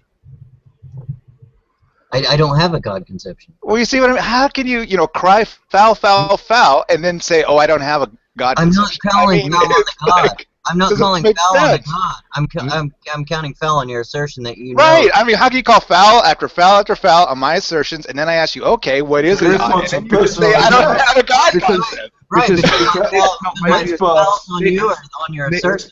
Nick isn't making assertions. Nick isn't making assertions about the definition. What is wrong? Please make an assertion then. Explain to me what a God is in your God concept. Nick, if that's not an assertion, Nick is an if that's not an assertion, then it's a personal attack on Bunto. Nick, I'm pretty sure you're an atheist, so you know you don't even right, exactly. So okay, so now agnosticism is I'm totally ignorant of my God concept, so I can't say how you were wrong, right? IG. I mean, how does that work? I have no concept. Explain it to me. No, if you want to hear it or not, it's an igtheist, not an agnostic, an agtheist. It's IG. Let me define it. Okay, if you saw a God, could you recognize it? I have no concept of God. Every concept of God. Okay, if you saw a God, could you recognize it? I have no idea. I have no concept. No concept of God. Right. And yet, I guess I don't have no concept. Foul am I? I didn't call foul on you defining a God. I called foul on you asserting knowledge. Right. Okay. That's a definition of an agnostic in the chat. If anyone who doesn't know what that is. Yeah, that's closer to what I am. Yeah, I don't see it does it too much. Even me, a 7. I'm a 7. I have a God concept. At least the mechanics of how it works. Right, exactly. Right. I also have a God concept. Yeah. No, I can come up with a God concept, I'm sure. I have 2 God concepts, actually. I have one that that I think that you guys all follow, which is just what's in your own minds, which I think what is in your own minds, because I can never be sure. And then there's one that I have that if somebody asked me if there was a God, how would you know it? And then I tell them. But that's my own concept. Okay, I come up with a God concept of a God that doesn't exist, therefore it didn't exist. I'm a 7 on your scale now. Well, I'll say this. There's a basic to the God concept. You know, to these inventions of God. First, they invent a God, and then it interacts with their reality somehow. They pray to it. It causes the rain to come. It causes the volcano to not explode. But you know, they have some sort of interaction with the reality. This is what I'm saying. How do we know that it's an invention? Right? I mean, I believe it's an invention, but we can't know that it's an invention. Or I mean, at least I don't know. I mean, how can you know? How are you making that statement with a straight face? Come on, even. How are you arguing against that with a straight face? It's just knowledge is justified true belief. How could you possibly know like something that happened such a long time ago? Okay. You know what I mean, how to invalidate that? If we went to the moon and found a drawing of God on there, because we know that there's no way man could have got up there, right? Then we could say then it's not a human conception, right? Right. But I mean, the thing is, I have a very, very, very 100% strong suspicion these are inventions because gods always tend to hang around humans. Right. I see how you could say that this is probably the case, this is most likely the case. But when you say, I know this is the case, that's the problem. Because then you're asserting knowledge.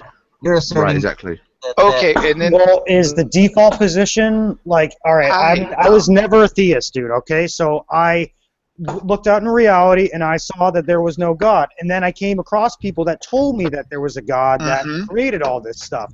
Now, when I'm presented with all this stuff, dude, I have to go into the default position because I don't see objectable evidence. I don't see it out here. You can tell me that this guitar is God. You can tell me this blanket is God. You can tell me all this stuff. They're your beliefs. Right. But I'm in the default position, dude. Like I don't see it. I wasn't brought up on it. So it's you can't prove to me that there's God because there is no direct evidence, objectable direct evidence. Right. Hence, there's no God, dude. Oh, the default position isn't 100% knowledge. There is no God. But this also goes on to the whole. A default position means that you don't have the knowledge. Okay, right. So exactly. Okay, so I don't have knowledge of God. So when I go up to people and they say, "Hey, there's this God here," now that doesn't prove that it's true. All right, that doesn't prove that it's an objective fact. Okay, how do we get objective facts? We observe in our reality, right? Science. I'll just quote science, the scientific method and stuff like that. If I try to apply the scientific method to what these people are telling me, zero, okay? And the scientific method has proven all of science, all of our inventions, everything like that, okay? And there's no way that someone can tell me that God is real when there's no direct scientific evidence for it. Right, but just because you don't have knowledge, just because you don't have just because you don't have knowledge that God exists doesn't mean you have knowledge that God doesn't exist. Okay, right? Well, no one gave me direct evidence. Let me finish as well. I mean, have you ever heard this phrase? The absence of evidence isn't evidence of absence. So I mean, just because there's no evidence, there's no evidence that they're giving me, dude. That's what I'm telling you. There's no evidence that they are giving me. So that concept, God thing, it's not real, dude. No, just because they can't give you evidence doesn't mean something is real or not. Just because I can't give you evidence of something doesn't speak. You think gravity is real? Do you think we can deduce things too? Yes. Right. Yeah, but when you start deducing things, that does not give you any kind of knowledge. The only way to prove God then is to know everything about the universe. That's the only way you can go pretty far. I would agree. I would agree because I argue with Christians especially all the time that there's no sense in them actually trying to prove God.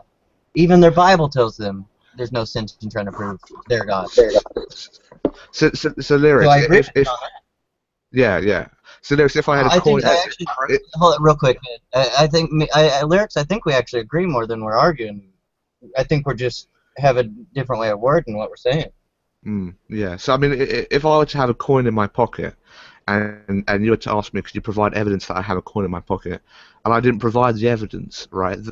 Just because I don't provide the evidence for the coin in my pocket, then that doesn't mean that there's no coin in my pocket. Yeah, but we're right? talking about a coin, dude. We're not talking about the creator of everything. Right, but it's an analogy to show.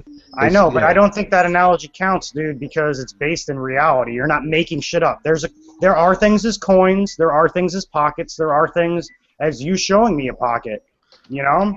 The analogy, it's got nothing to do with a coin. The analogy is that just because there's no evidence of something doesn't mean it doesn't exist, right? So then you have no way to tell me that God is real. Right. No, yeah, I agree. I understand. I agree. I understand you come up against the brick wall, dude. Okay, let me ask you this, Hades. Don't you? Knowledge is separate from the claims, though. That was Right. Don't you sort of feel like you're looking for a hiding place for God? I mean, for science, it's discovering more and more, and then you got to go look. No, it's being intellectually honest. No, Right. it's not. I mean, It is. That's you what can't the say William. for sure, dude. All we're doing is coming from a place of intellectual honesty. That's it. What's my justification for believing that there is no God, or knowing that there's no God? Because there's What's no my direct justification? evidence been shown to me. But I've just said, but then believing that would be fair enough. But knowing it, saying that you know for a fact, right? You know for a fact that there's no God is a step too far, because your argument is pretty much I haven't seen any evidence, or there's no evidence. You know, that doesn't. I just showed you, dude. All right, I'm in a default position where I don't have beliefs on this particular matter. Okay, then someone else tells me about these beliefs. I don't see direct evidence for it, so I just go back into the default position. I don't believe it. Hold on, again though, the default position is not 100%. I know there is no God. The default position is there is no evidence for it. You're starting at the default, like you said. The default is there's no evidence, dude. I have no knowledge of this God. You guys are funny. Oh man, arguing and spending all this time about something that doesn't exist. That's what I'm saying, dude. Good point. Everybody's on the same page, except for Bunto. Bunto's fucking everything up. Yeah, I knew. When I saw John come in the room, it was like the ultimate agnostic. To describe me as an agnostic is a failure on your part. No, you are an agnostic. No, I'm not an agnostic, Monto. I think I've explained it, I've restated it, and I've reiterated it to you. And it's a failure on your part to understand. That's my position. Is exactly what Hades and Xbox are saying. They're agnostics. It is. No, they're not agnostics. No. I know. Settle down. Hold on, I know you're Settle not. the fuck down. No, I get that you don't understand it, but Brother John, that's why I was telling you earlier. The God conversations that we have on, especially on my channel, are what I was saying. They're not actually a discussion about God. They're more about this knowledge and asserting things and. Yeah, I like that more, to be honest. Right. I think probably Xbox and Hades and I would all agree that when you talk about Gnostic, being Gnostic is a knowledge claim, and atheism is a belief claim. And right, we say right. Knowledge. Sydney. The fact that there's it's really simple. The fact that there's and lyrics can be enveloped in this as well quite easily. The reason I'm an atheist is because I haven't seen any evidence sufficient to support a claim that it is more likely than not that any theistic belief is true. Right. All right. I don't have absolute knowledge, so I can't say for sure that they're absolutely wrong or that's your position. Right. So now, please explain to me what an agnostic is.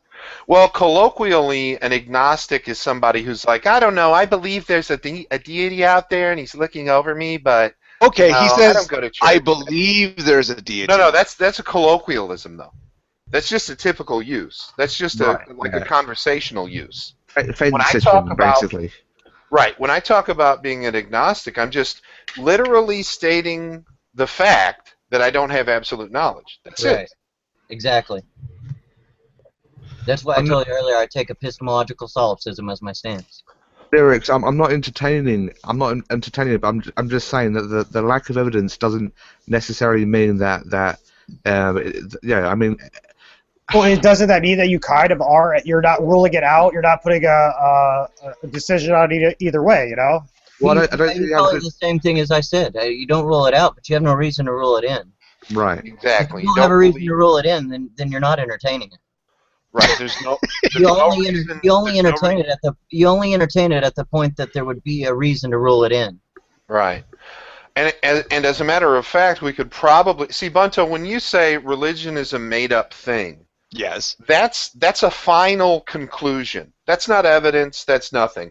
And we could probably reach that final conclusion if we could go back in time and pick that stuff up again. We can't do that. But Okay. So saying that it's man-made, I would probably agree with. I would absolutely agree with it. Are you kidding? Yeah, of course it's man-made. But So there are two I different wouldn't things. say I wouldn't say I knew that. I believe it, but I don't Right. know it. There's a big difference. Shipbuilding, a human invention.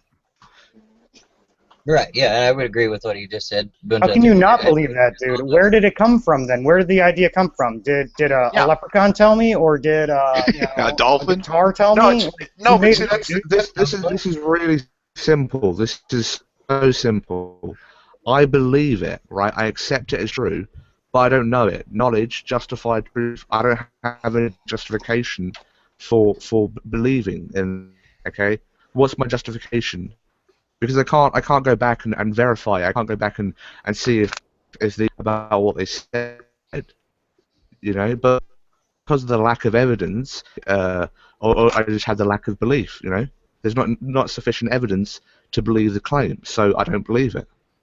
Well, what I mean, is the sufficient amount of evidence that you need? Well, I don't even know. Hold on. To make a knowledge claim, you would have to have absolute knowledge. So you have to Right. know the entirety of the Make a universe. Give me a knowledge break, claim, dude. you have to have absolute knowledge. Right, But right. hold That's on, what, yeah. hold on, lyrics. That's why I agreed with you. It said we probably agree more than we're arguing. Yeah.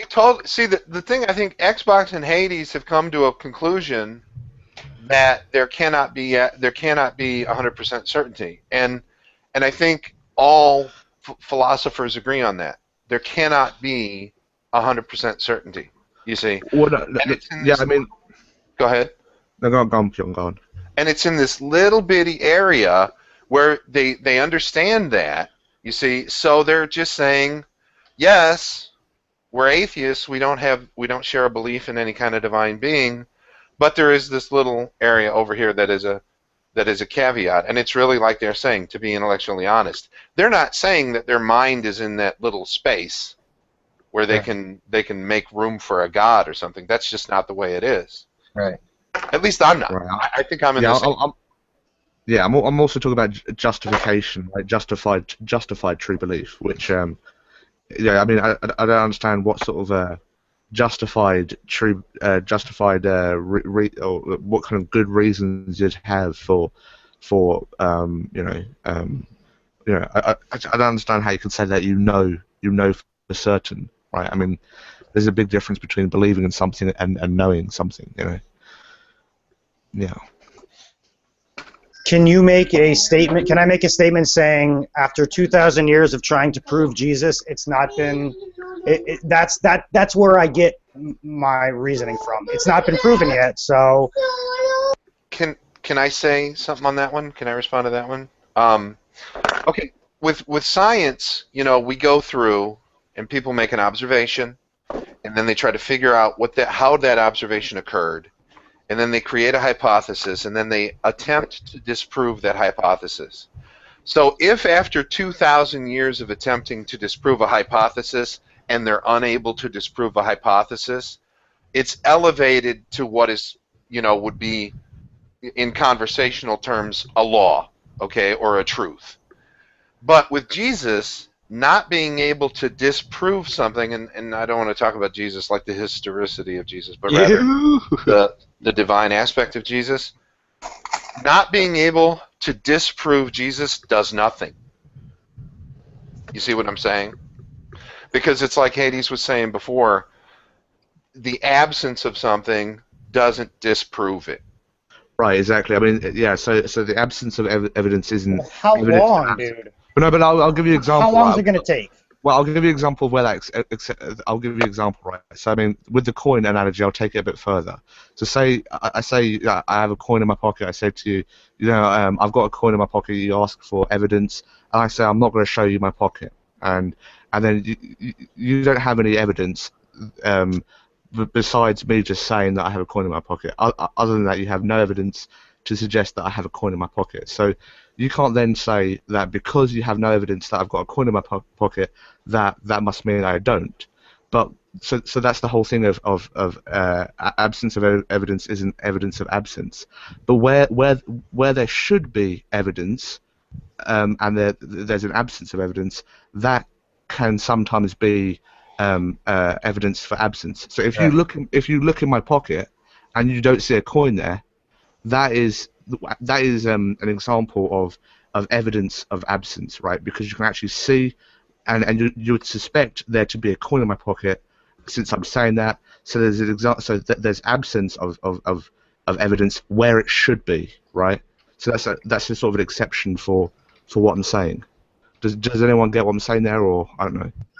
I could agree with that, but how long are you going to sit there with a coin in your pocket before I just realize that it's a mind game, dude? You know? Like, how long, dude? You can realize that immediately, Lyrics, because if he's really got a coin in his pocket, I mean, just to stick with the analogy, and he wants you to know there's a coin in his pocket, he'll show you the coin, and that's evidence. Yeah, but who showed me the coin? Who showed me the coin? Who showed me the God coin? Listen, Lyrics, you'd be justified in believing that I don't have a coin because you haven't seen any evidence to suggest that there is a coin, except from me just saying there's a coin. You'll be justified in saying that you believe, right? You accept it as true because you haven't been given any evidence except from me just saying there's a coin in my pocket. So that's the only evidence that you have. So you'd be justified in saying that you believe that there's no coin in my pocket. But for you to then say that you know for a fact, right, you have justified true belief that there is no coin in my pocket, that's when you're taking it too far because you haven't looked at my pocket. You don't know that if there is a coin. Well, how can someone make the all right, we'll take away the coin thing. We'll go back to God. How can someone make the claim of God without absolute knowledge of the universe and then expect me to believe it? They can't make the claim. Because they're lying. They do. Yeah, they do. All right, and I know it goes both ways, dude. I can't possibly say that there is no God because I don't know the totality of the universe. But with my limited resources, I can almost say that there is no God because we don't have evidence. Right. You can say it's improbable or unlikely. I don't even think it's I think it's past probable, dude. No, I'm saying improbable, right? You can say it's unlikely or improbable, but for you to say that you know, like that's kind of like. Do you understand what I'm saying with that? That's kind of. Oh yeah, that's it exactly, Lyrics. You got it absolutely, and I mean. Right. It's not even going to come up. Most people aren't even going to, argue with you if you say there's no God, unless they're into philosophy or this kind of argument stuff, Yeah, exactly. I mean, this is going some kind of quite deep into sort of epistemology here. It's not going to really come up. But that's the reason why I actually call myself an implicit or weak atheist, just because people get on me for saying, because they'll say, oh, well, you believe there is no God, you have to prove that there's no God, and so that's why I just try, because there are some people that are kind of pedantic like that, because some definitions say that it's a belief in no God. Well, this is all presup stuff, dude, and I am not a presupper. I can't do it with these kinds of things, So no, God could be real, God could not be real, but I'm not gonna presuppose it. How about we have a new topic? Yeah. Let's talk about something else other than religion. It's just I don't know why we always dwell on religion. That's a good point. I don't think it's religion we're talking about. I think it's bringing up claims without proof. Yeah, we were talking about knowledge, epistemology kind of thing. It just happened to be we were using religious examples. But I agree. We also use the light bulb and we use the coin. They're made. I agree, though. We can change that. I'm fine with me.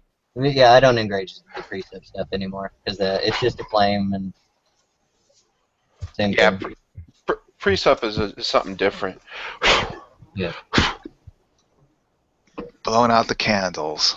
Like the reason why I can say that, dude, because I don't have precepts. You know what I mean? Like that's how I validate it to myself that there is no God, and I can claim that, you know, because of lack of presupposition, having an open mind to the situation and viewing both sides, and then making a direct decision saying, you know what, there is no God. I can say that to particular cases, but I can't say that as an overall arching thing. Right, we do have presuppositions and axioms and stuff, but yeah. We'll just use it as the God concept. Like I don't have any presuppositions because of it. Anyone could completely up in the air for me until someone proves it, dude. Then I'll say yes. But as far as that, no. Right. Right. So Lindsay, what's your new topic going to be? What do you want for a topic? Well, we can talk about how the media itself is sexist towards women. How about that? Oh no, please. Sexist towards women. Come on now.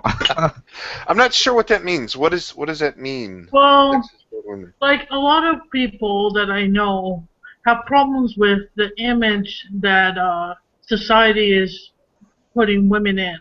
Like Dove, do you know what Dove is in America? Soap? Yeah. Yeah, so, you know, they do that commercial where it has all the bodies of women's bodies Okay. on there, and all women are beautiful, and that's what they try to say to sell their soap and stuff like that. True. The society itself shows that you have to be a supermodel or super thin to be beautiful, or put on makeup to be beautiful. True. Yeah. Why is that? Like, why can't we go back to what it was before? We're like Shalom, smart. In our society, we do not afford women equality.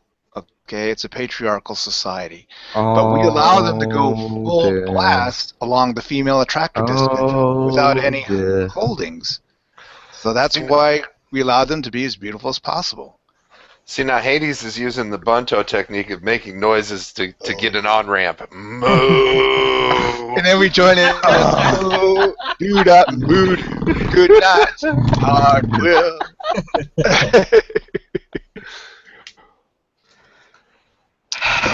Now, were you finished, Bunto? Oh yeah, please. You don't like my topic, Hades? No, it's good. It's good. Topic's okay. Yeah. Okay. So what do you want me to respond to so far? The whole patriarchal kind of theory, or the fact that the media are sexist, or what do you want me to respond to specifically? I don't know if Bunto's trolling or not. Why is this trolling? I'm just. Oh, Bunto doesn't troll. For observation, they're trolls. Even now. It's because I've listened to you enough, Bunto, and some of the time I don't know. I don't know, whatever. It's not. He's not trolling. He just puts things together in his mind in a poetic way, and sometimes it comes out that way. Bunto's very romantic, sir. Very sentimentalist. Oh, Jeez, romantic. God, you're trying to So let's talk about this sort of make the a nice, whole kinder, Seriously, gentle now. Bunto. Sometimes the words come out broken. I know. Don't John, pay attention, kids. They're just coming out broken. Women do spend a lot of money on this stuff. I know Pyong will. Sorry, go on, Lindsay. Sorry, go on. Hi, How Glenn. about this? Hi, Glenn. Hey. Do you think that in the new generations to come, like I'm 28, in 10 years I'll be 38, so I'll probably naturally. Basic math. People who are younger, like, would be considered a young adult. I'm still considered a young adult to some people for some reason. Oh yeah, Even you're though young. Yeah, I'm young. Okay. Someone's knocking on my door. I'll be right back. Kill them. Kill them. Guard your face. Could be that drug dealer. So, Old saggy balls. Really. So Bunto, you believe in this whole kind of, you believe in this whole kind of patriarchal theory thing? Well, maybe not to that extent. I mean, the new feminists have taken it to extremes, but I do believe it is a male-dominated society. Right, but Well, you do realize more women vote than men. So I mean, yeah, I mean, yeah, there are more women than men as well, just in general. Very, very fraction. But very, they're very not small running amount. this country. Right, but who's running the country though? That's what we have to Males. ask. How are they running the country? How are males running this country? They pay other males more than females. They don't hire females for the same position. There's no gap. Wait, there's no pay gap. There's no pay gap? No. There is no pay gap. Okay, wait. So Bunto, is there a sort of discrimination between men and women in terms of how much money one group is getting? I think so. So like, so what is this? The whole kind of for every dollar a man makes, a woman makes 70% of that. Yeah, let's say 70 cents. For every dollar, a woman makes 70 cents or less. And why do you think that's the case? Just to clarify his point, guys. Because they said so. But why do you think? But what? Yeah, I know. Like, but what? Like, why do you think what's the reason for that? Would you say? Because it's some males. They know they can get the same amount of labor for cheap from a woman, so they go ahead and do that activity. But I'm saying why do women only earn 70% of what a man earns? What do you think the reason is because of that? Do you think it's some women don't work? They're homemakers. Right. But this is the thing. This is the thing, Glenn. I'm trying to clarify what Bunto's point is, because if he's saying that the reason why that is the case is because of different choices women make in terms of education and career, and some women stay at home and some women do. Yeah. I just think it's the way that society is set up, that the males, can hire, and they hire, when they hire their males, they hire them at, significantly better pay rates than females. Bunto, would it surprise you to know that if a lady was hired in that way and they were discriminated against in that way, that they could seek redress in the courts? Would that surprise you? No. Since 1963 as well. Since 1963. So if they can seek redress in the courts for that kind of discrimination, that's real damages. They're not making the same amount of money, and also the Lilly Ledbetter Act that Obama passed early on in this administration. Right. But Bunto, if somebody could prove that kind of discrimination, they would, employers would be incurring. There are two problems with that. Number one is the employers would be incurring tremendous liability doing that. It's incredibly risky. But the other thing is, why isn't the entire workforce made up of women? If I'm an employer and I can pay a woman 70% of what I can pay a man, I would only hire women. Right. But the thing is that there's certain jobs that a woman can't do, like a fireman. Right. I mean, women and men aren't the same, both physically and mentally. So it's not surprising that. I mean, so it's not surprising that they're going to go into different careers. I mean, we see it with nursing, with education, hairstylists, hairstylists, childcare. I mean, if you look at the most lucrative degrees at universities, and you look at who's actually in those taking those degrees, then the majority of people in those that are taking those degrees are men. Are males. And whereas women are sort of doing social science, childcare, and stuff like that, I mean, it's not necessarily to do with discrimination, but rather to do with the different choices that women and men make. It's, yeah, I mean, yeah. Do you understand? I'm not saying that discrimination doesn't happen. Of course it does. I mean, even though there are several laws that have been passed over the last sort of 50 years.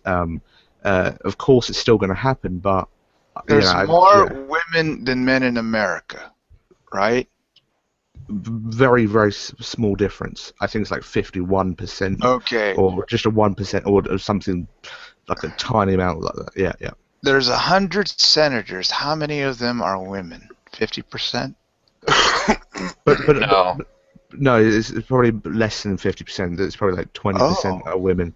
But the thing is, like, I would say even less than 20%. But the thing is, that's the whole kind of correlation. Doesn't mean causation, right? I mean, so I mean, just because we see a majority of people that are in government that are male, that doesn't necessarily mean that it's because of discrimination. That's the reason why. Okay, why aren't women suited to be in leadership positions in our country? I'm not saying they're not suited. Better. I'm not saying that men are better. I'm not also saying that women aren't qualified. I think women are definitely qualified to do the same job. But I'm just saying that to come to the conclusion that it's because of discrimination, that's the reason why there's a difference. What other conclusion should I come to? Well, that's a poor conclusion to make. Just because I mean, if you were to go into an office and you were to see literally no African Americans, as you guys, in an office, you shouldn't automatically go, well, because there's very little black people in here, that therefore this is because of discrimination. It could be chance. It could be the type of area. There are so many circumstances and variables that could play into it. So it'll be kind of a little bit maybe silly to sort of come to the conclusion that's because of racism. I would even go so far as to say that the only, more than likely, the only way that you could get a 50-50 split and keep it a 50-50 split is if you impose some kind of artificial restrictions on Senate races to say we have to have 50 men and we have to have 50 women. That, even though it would benefit women, in this case, where they have fewer than 50, is a form of discrimination, without question. I wouldn't even say it benefits it. If the reason why they're not in those positions is because of choice, I don't see any reason to say, like, I could have become a hairdresser. There was nothing in my education or in society that was stopping me from becoming a hairdresser or a nurse or a teacher. Right. I totally agree with what you're saying. Absolutely. The only reason I mentioned it was because I wanted to identify that if you did have control where it's 50-50, that would be discrimination. Okay. Because you would be giving preference to someone based on gender. Okay, so we're willing to live with 90-10, right? 90% male, 10% women. It's not. It shouldn't even be an issue. If it's 60% women or 40% men, it shouldn't be an issue. Women don't see it that way. Also, Bunter, you're assuming that because there are a majority of men in politics, in senators or Senate or whatever it's called, that therefore they're going to actually focus on themselves and not really bother about women. Oh, we're only going to care for ourselves. You know, when actually the opposite is found. Men care for women, and actually I'll try and find the Wikipedia article for this. But sorry, go on. I think you're going to ask a question. Okay, so 90-10. Women, please deal with it. Okay, how many cases have we had it reversed where it was 90% women and 10% men, Pyong? Well, nobody ever said women, please deal with it. Gender should be immaterial with regard to a qualification for a Senate office. How do we remedy the problems then? What problem? Well, that's the thing. Proper representation. Bunto, you're assuming there's some kind of discrimination that goes on. Right. It's not only me, Pyong. What's the problem? And then you're further assuming that it needs to be corrected. Let me help you. It's not only me, Pyong. It's also women saying that doesn't make a difference. But you have to establish. But Bunto, so you have to establish there's some kind of mechanism that is preventing women from getting into the Senate. And what is that? Right. If it's the common electoral process, you're not going to change that. And if you do, that's fine. But you have to understand that would be discriminatory. So we have a neutral, non-discriminatory system right now. Yeah. No. Yeah, I'm not even claiming. Bunto, name me one aspect that prevents a woman getting into the Senate. I just know the outcomes. No, you can't say the outcome. Name me one aspect that prevents a woman from getting into the Senate. Well, now look, probably like funding. That if there's a candidate, the Probably political like party funding in that state will pick the male over the Can you female. name me one reason why a woman couldn't get in the Senate? Don't Right guess. now, other Don't than guess. no, can't. Okay, Please, no. John, calm Exactly. down, John. Let me finish, please. May I finish? Yeah, go ahead. The reason I look is like the political machines in each state probably prefer the men over the female candidate. Okay, can I quickly say that show you some studies here. There have been studies that show that women prefer. I'll read this out to you. The women are wonderful effect is the phenomenon found in psychological research, which suggests that people associate more positive attributes with the general social category of women compared to men. I'll get through this real quick. This effect reflects an emotional bias towards the female gender as a general case. The phrase was coined, blah, blah, blah, blah, blah, blah. So participants tend to assign exceptionally positive traits to the female gender. Males are also viewed positively, though not nearly as positively as females. So I mean, just to say that just because there's, which was kind of what Pyong was saying, that just because there's a majority of senates that are male, that therefore they're going to have their own kind of agenda and only focus on sort of male issues is kind of, I don't know, I don't see how that would be the case. Well, okay. We have 50-50 representation of the sexes in our country right now, right? We have a so-called non-discriminatory political system against either gender, correct?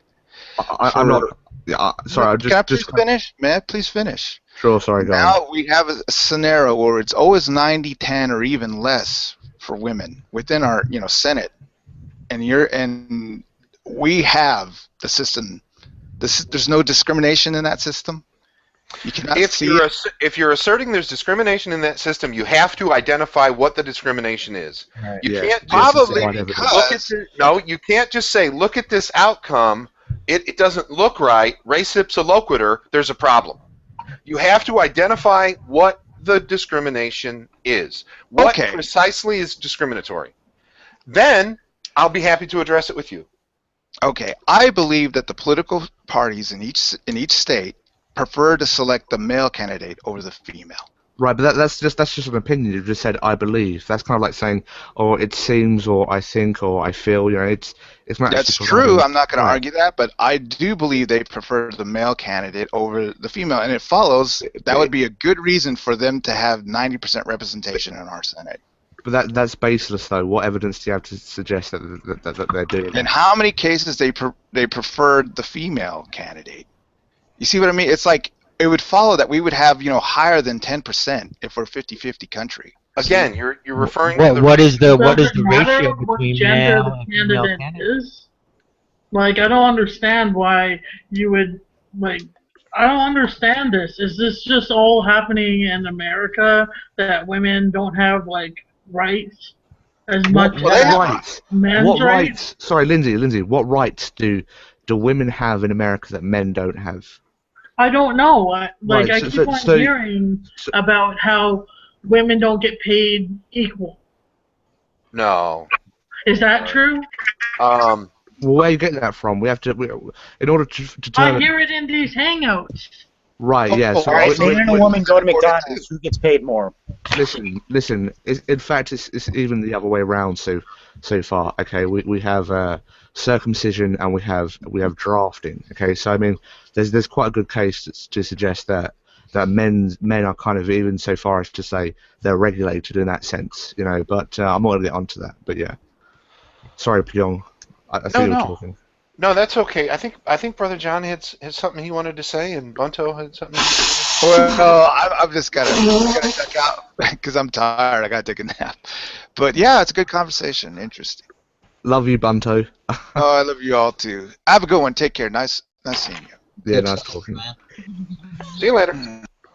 I love Lindsay. I'm just messing with you, man. Right. So I mean, get him. Pyong, you hit the nail right on the head. There was a point where you were saying, I forgot what it was specifically about, where you hit the nail on the head completely. Right. Oh well, thanks. Of course he did. He's like, I'm gonna lawyer it.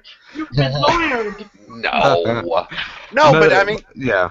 No, that was a good point to make about where of him defining not just him but anybody making that claim, showing where the discrimination actually is. Right.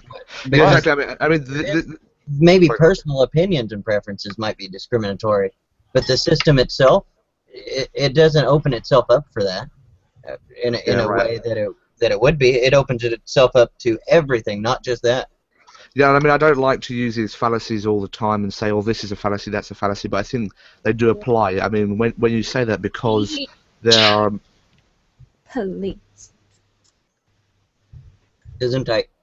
When you say that because the majority of people are in Senate are male, that therefore that's because of discrimination. That's the whole kind of. It's like saying that Hitler and Stalin had a moustache, so therefore anyone who has a moustache is kind of has the same sort of characteristics and attributes as Hitler. It's just the common sort of correlation doesn't mean causation sort of fallacy or argument thing.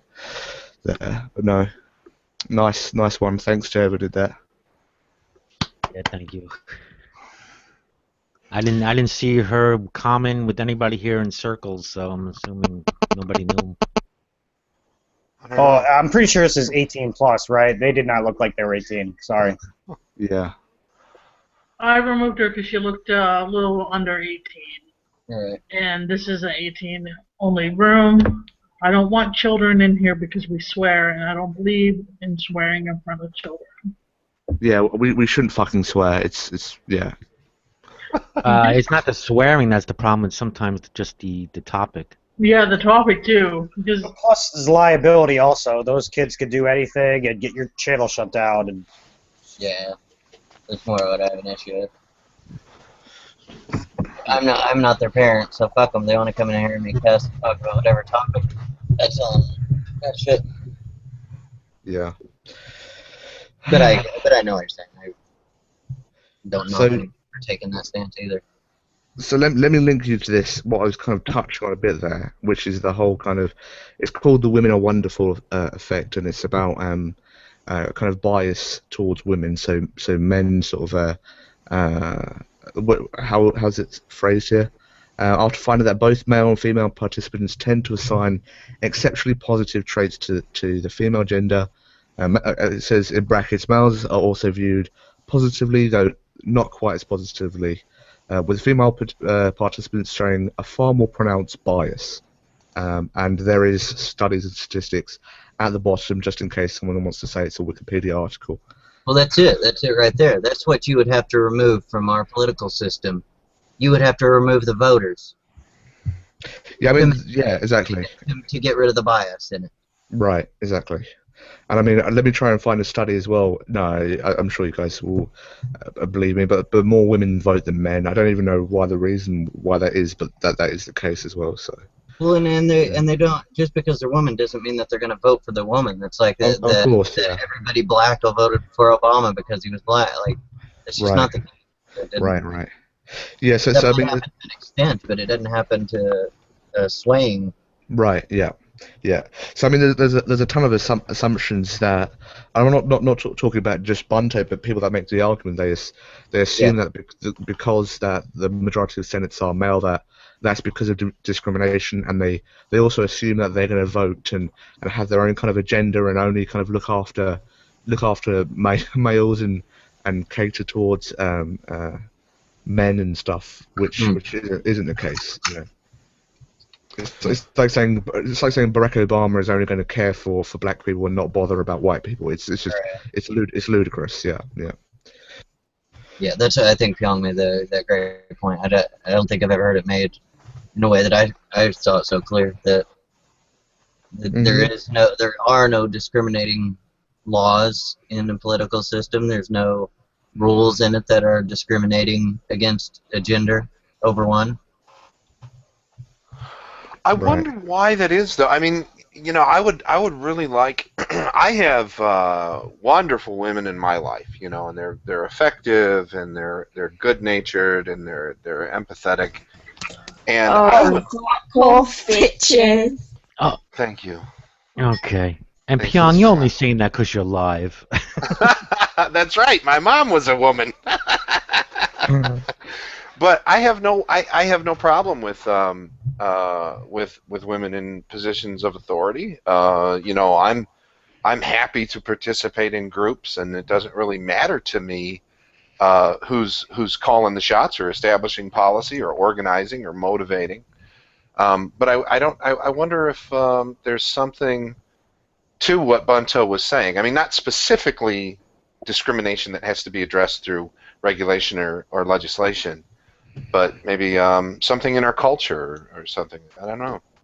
Right. I mean, there are some theories that the way our education system works at the moment, we're kind of sort of leading men and women into different sort of career choices and stuff like that. But to be honest, to me, it just remains a theory because there's not sort of substantial evidence to back that up. And I mean, I know I don't like to use anecdotal evidence, but I had exactly the same opportunities. And I could have gone into hairdressing, I could have gone into nursing, to teaching, to all these things that are women that are women oriented, or that the majority of people working in those careers are female. So, I mean, I don't see why women can't be binmen or be kind of sewage cleaners or be builders or carpenters or some of these jobs are maybe it's to do with physical strength as well, but it's society. Yeah. A lot of it's just social bias. It's a lot of it. Right. I think it is to do with society. I think it's a mix of kind of nature and nurture, right? I mean, it's kind of we are different. We do have different things. We do have different kind of we do have a different what's the word? We're mentally different. Let's just say that. And Yeah, right, brain, left brain chemistry. Yeah. right. Yeah. And I mean. A lot of it as well, surprisingly, not really surprisingly, but a lot of it has to do with evolutionary psychology. That plays a huge part into it as well. Like for instance, we can see in children when they're growing up that girls tend to play with sort of dolls and stuff like that, while boys are quite aggressive and sort of like that. Depends on the culture that they grow up in, though, Hades. I never played with dolls. No, it's I never played generally. with dolls. I played with My Little Pony. It's right, My Little Pony. Okay, it's generally it's found in all cultures. It's not something that's just exclusively to one culture. So, It doesn't matter what exactly the culture is, but there is a division in the culture when it concerns genders. Like, boys are raised differently than girls. They may not play with My Little Ponies, but there's a distinct variation on the things that they play with, the interactions that they have, how they interact with social groups. Right. They don't have to play with dolls. They can play with grass, or they can play. And you've got what the chemicals do in their body through puberty as well. There's a difference in boys and girls of how actually it mentally affects them. And yeah, girls tend to mature a lot quicker or earlier than boys as well. So you have that as well. And, yeah. It all depends. Like, someone could hit physical maturity, like puberty, at a young age, but not have mental maturity until they hit 16 or so.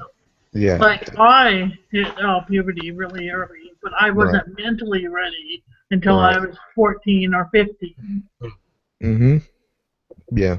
That could be kind of quite hard for you sometimes, because I guess some people would look at you and go, okay, well they look mature, and so I guess they are also sort of mentally mature as well, because yeah. So that's a lot of what a lot of pedophiles prey on as well. Mm-hmm. Yeah. But no, so I mean, evolutionary psychology has a huge impact on that as well. So yeah, evolutionary psychology is really fascinating. I'm kind of looking into it at the moment. The effects of things like testosterone and stuff like it. I mean, you get roid rage and chunk out of it. Yeah. Where that's what's going on in a boy through puberty, not to the extent of roid rage, but you know what I mean. You get those kind of attributes. Where we know if we fill them with estrogen or oxytocin, like it's more of a right. nurturing thing, and more of a caring and emotional thing. Yeah. Yeah. And people still don't believe in evolution, dude, when it's right in front of their face. Well, no, that's micro. I believe in microevolution. You mean we came from monkeys? Yeah. Right. How come the monkeys are still here if I came from monkeys? Yeah, I actually still hear that. Well, then how come God is still here if I came from God? Yeah. What's the analogy like? The whole European thing. I forgot what the analogy is. That it sort of is a really good example of it. It's like, how comes there are still Europeans if I forgot what it is. Yeah, but no, it's yeah.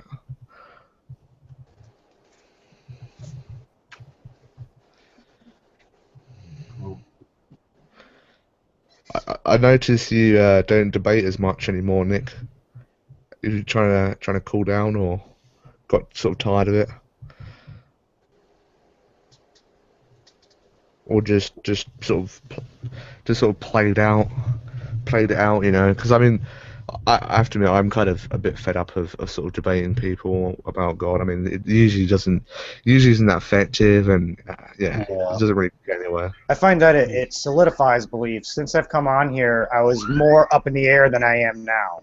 I find that doing this, it allows you to solidify your beliefs regardless of what they are, and the only person that can change it is me, you know, and I rely on you guys to do that, but for some reason I was more up in the air when I got here, and now I'm definitely more of a hardcore atheist. I can't say hardcore, but my opinion has changed where I'm not as much up in the air as I am. And I think that the same thing happens with theists, that they come in here and they get solidified in their beliefs. And I didn't want to come here to get solidified in my beliefs. I wanted to experience others' opinions, you know, and it's kind of a weird byproduct of this situation. Yeah, that is actually what I'm here for, is to find what I believe, to actually see if I can get solidified in it. So but I agree with you on the theist side as well. I think almost all Christian apologetics are just that, are just like I want to believe so hard, this makes me believe even more. I don't think any of the Christian apologetics, like real apologetics, are actually proofs for God or existence or any of that. Well, as far as I can tell, the Bible's set up where if you disbelieve it, you are outside of the social circle. So, like, when a theist hears things that go against the grain, that automatically makes them want to get defensive and group up with other theists, and then this big debate thing happens, and everyone just ends up solidifying their beliefs and not looking at shit. For the most part, you know what I mean? There are a few that are a lot more open-minded than others, but I find discussions like this, they do more harm than good a lot of times. Yeah, I mean, another thing as well. I've said this before, but I mean, a lot of the time, people on here, most people that I meet, and I think most people in general, are kind of atheists, right? They don't really care about it.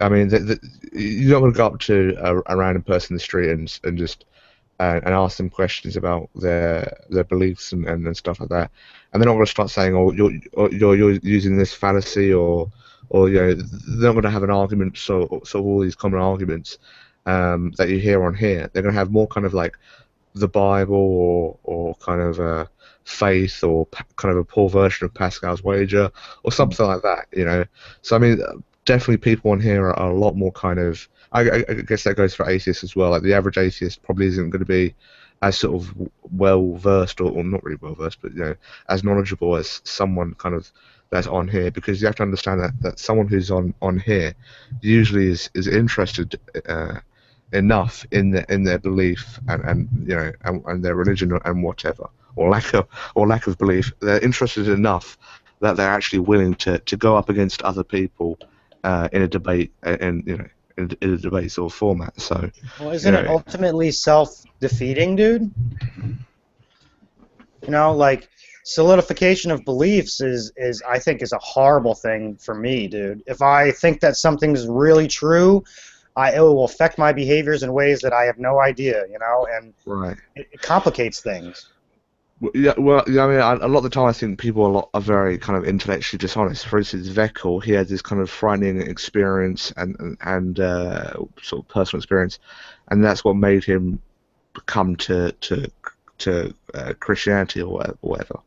So for him to go around and try and use these, I don't actually hear him use any arguments, but for him to kind of, I haven't actually heard his arguments, should I say, but for him to go around and try and prove God to people and make arguments when he's not using the same reason that he came to his conclusion, and instead he's using all these kind of arguments that he didn't even probably look at when he kind of came over to Christianity. I think that's kind of a little bit intellectually dishonest. I don't know. Right. Yeah. Yeah. You know. Yeah. I think any of them that go around trying to actually prove God, or that right there, the Bible actually is against that as well. I mean, it repeats over and over. God comes to you. God comes. Like, it's now maybe to draw you to Christianity is one thing, or to show Jesus, like that. But to actually say I can prove God exists to you, that's. Yeah, and that's why I'm so careful as to making claims, right? I mean, I think when I first became an atheist, I was like, you know, there's no God sort of thing, and now, you know, when you actually get into debates, you realize. I mean, I was watching there's such a painful video, but I was watching this atheist who went to a Catholic school to do a presentation there, and they got an atheist, and he was so bad at making this case because he made the claim that there is no God, and so they pretty much turned everything on him. And I always thought they purposely got a person who wasn't really that kind of, you know. So I was thinking most people on here could, in fact, maybe all atheists on here could have done a far better job. Maybe not some people, but a far better job than him. So yeah. Right. But, yeah. Well, let me ask you this question. So I was talking to this guy the other day, and I asked him what justification do you have for accepting the Bible as true? And he said, well, he had experience. So he was trying to quit porn and trying to quit lying and cursing and all these different types of things. And so he tried to do that without praying to God, and you know, and then what he did was he then prayed to God, right, and repented and blah blah blah, and then he was able to deal with the problems that he had. So the question I asked him, I'm going to ask you guys as well: is it possible for someone, is it possible that some people need the concept of an all-loving, all-powerful being to be able to overcome certain things? Do you think there are some people that are like that they need, you know, certain the concept of an all-loving, all-powerful being to overcome certain challenges or to achieve certain goals, and without that concept, they couldn't be able to do that? Right. Do you think that's the case? Though, do you think there are some people that are like that? Yeah, I think some people at least think that that's the case. Some people do think that's the case, that they, but I used the analogy the other day of, like, when you lose your keys, you always use the excuse, well, I found them in the last place I looked. Well, of course you did, because you didn't keep looking after you found them, so it would have been the last place you looked. People use, I hit rock bottom, and I couldn't have climbed up without this.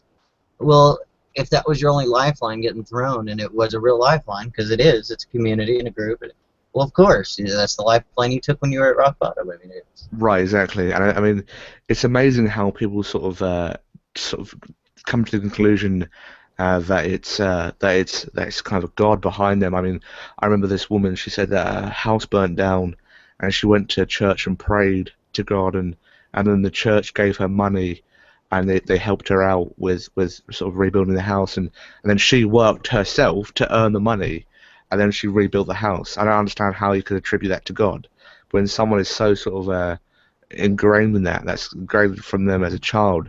Every kind of positive thing that happens to them is they attribute to God. everything, and so I mean, it's completely logical or completely possible that she went to the church and she talked with the church about it, right? She prayed with them, so they understood that she was in trouble, so they gave her money. Just like, you know, some with another religion or an atheist or just anybody, if they have trouble, they need some help, they go to someone, they tell them their problems, and they help them, regardless of belief or religion. You know, I mean, so I mean, it's amazing how people sort of attribute their sort of happiness to God or whatever.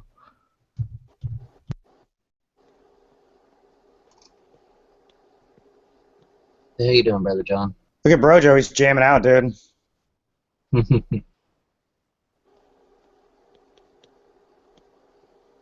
Can't see what it. No, it didn't say. It's the hangout in the background. Just trying to see if he had music. What music he's listening to. Brojo, what are you listening to? Earth to Brojo. He probably can't hear us with the music. God to Brojo, God to Brojo. I don't think he can hear you. How can you not hear God, dude? God's everywhere. Ha ha ha. He's jamming. Yeah, no, I thought it was a GIF at first because the watermark on top. Well, as for like the whole believing in God in my case, is that I don't follow the Abrahamic God because he's a douchebag. But I acknowledge that he's real, opposed to what I think is evidence, but I don't think the evidence that I have is real hardcore evidence because it's the Torah, the Bible, and the Quran. Yeah. But you guys can't hate on me because I just hang around you atheists all the time. Because I love you all. You're just so knowledgeable and nerdy. I don't even really hate on anyone on here. I mean, there are some people that I don't really like, but no, I don't really hate anyone on here. Yeah, in the same way. There's a few people that I don't care to talk to. If they happen to come in the room, I'll talk to them, but I'm not gonna go. It's not even enough to waste that kind of emotion on something like that, you know. Yeah. That's what a lot of it has to do with. I don't like giving up control of my emotions to other people to control them like that as well. Right. But yeah, I'm having this debate with I don't know if you know Wyatt. I'm sure you know him, Nick. Oh yeah, Wyatt. Yeah. About gay marriage. It was going to be about gay marriage or euthanasia. And he said he knew more about gay marriage. So I was just wondering what kind of arguments that you've heard, and let me read out the arguments that I've kind of heard so far. So you can tell me if I've missed any. Unnatural. That's the first one. Definition of marriage. Second one. Third one. Slippery slope kind of fallacy. You know. Next thing will be bestiality or pedophilia. Fourth, no, this is the arguments that I've heard. This isn't me making the arguments. Fourth one, adoption. Fifth one, religious arguments, and sixth one, procreation. Is there anything I'm missing? Let me screen share. Well, disease maybe, STD set. Oh yeah, that's a good one. Oh yeah, I forgot about that one. That is one I hear from Tommy a lot. Tommy does like to talk about anal sex as well a lot. Yeah. Okay, let me turn that down. Lesbians usually don't engage in anal sex, and they have gay marriage too. I don't entirely understand why Christians are like, oh, it's a Christian nation, therefore they should be against atheists getting married to them, not just gay people. Right. And pagans. Or people that are sterile. Or people that are sterile. Or people that don't want to have children. Or stuff like that. Yeah, I mean, I've had like an hour sort of discussion with this guy, and the main problem he had was with the definition of marriage. And at the end of it, I was just like, okay, we talked about the definition of marriage, where marriage kind of originated from. It was sort of hijacked by religion. It wasn't sort of something that came from religion. There's And actually a fallacy for that. I'll try to get you the name before you have the hangout. oh, sure, yeah, sure. That'll be helpful, mate. Yeah. Yeah, if you try to hold on to an old definition of something because it was defined that way and say that it has to be the case now, that's a fallacy. Yeah, I don't actually know what that's called though. I know. I know it. I'll ask Ozzy right now. Oh, nice. That'll be helpful, mate. Yeah, cheers. But no, so at the end of it, I was like, okay, let's just call it marriage, right? Marriage, but just with sh at the beginning, marriage. So, would you be opposed to marriage, and this had the exact same contract or what's it? The exact same kind of all the qualifications and all the sort of privileges or stuff that a regular sort of heterosexual couple gets. Would you be opposed to that? And he said no. So I mean, that's so like weird that is because that's so weird that his only gripe with it, his only problem, right, was just about the definition of the word. Of the word, yeah. So. Well, yeah, and marriage, and even in his religion, the word's not actually marriage. I mean. Yeah. Right. That's a translation of the word. But. Yeah, exactly. I've spoken to Fabio, and Fabio is actually a really smart guy. When you actually talk to him a lot, he's a very smart guy. That. Yeah, he said that there is no objective meaning to marriage because in some places marriage is with a child, like in Saudi Arabia, and in other, and like, even in Greece, right? I mean, there was homosexual marriage, there was sort of pedophilia marriage, or sort of thing like that, and so every culture you go to, there's a completely different thing. Right. I mean, yeah. I think that should be. I think I wish they had have taken this fight up not against gay marriage, but to making marriage not part of the law or part of the government. Right. But I have no problem. Someone if we were to consider marriage where it has nothing to do with sex, has nothing to do with love, if it's just this contract where that certain rights apply, and the visitation to the hospital type things. Certain rights apply to your spouse. If they would become executor of your estate, kind of thing, or whatever, or they become the owner of the estates or properties. Yeah. Things like that. I think contracts like that exist today and can be drawn up today. But if you want to give it a name and it includes all of these other contracts that you could draw up, and you can just give it one term and make one contract and say that word in it, and it means all these other things. Right. That would be fine. But I think at that point, then I should be able to do it with my kid or my neighbor's kid or my neighbor or my brother or sister, my mom, or whoever is old enough to get into a contract should be able to get into that contract. Mm-hmm. Yeah, I mean, and what's it called? Polygamy, I'm pretty sure. This guy was like, so what's wrong with polygamous relationships? I was like, there's nothing wrong with it. Right. I mean, if more than two, I'm pretty sure it's like more than two people, right? Yeah. Right. If more than two people want to enter into that kind of contract, I don't see how that's harming anyone. Right. I mean, and it's like, what about incestuous brothers and sisters getting married? And I mean, when you really look into it, all these different things, there really isn't any harm, because essentially marriage at the end of the day, we've kind of so exaggerated the term. It's essentially just an agreement. It's essentially just a contract. We spend like thousands and thousands and thousands on this kind of wedding, and really all it is signing a paper. Yeah, no, that's what it in our historic records. That's what it started out from, is a contract. Exactly. Yeah. And a lot of times it was from two same-sex people and such. And it's just in the last, I don't even know what number to put on it, last 50 years, 100 years, it's become a thing involving love, an emotional thing, which it's never really had that. Even in other countries, like that's not included in it still. Right. And like churches perform weddings, state governments perform marriages. Exactly. Yeah. That's why I say if they're going to be in it, it needs to be a contract. It shouldn't limit who, except for what laws we have now of consent and accountability and of age and stuff like that.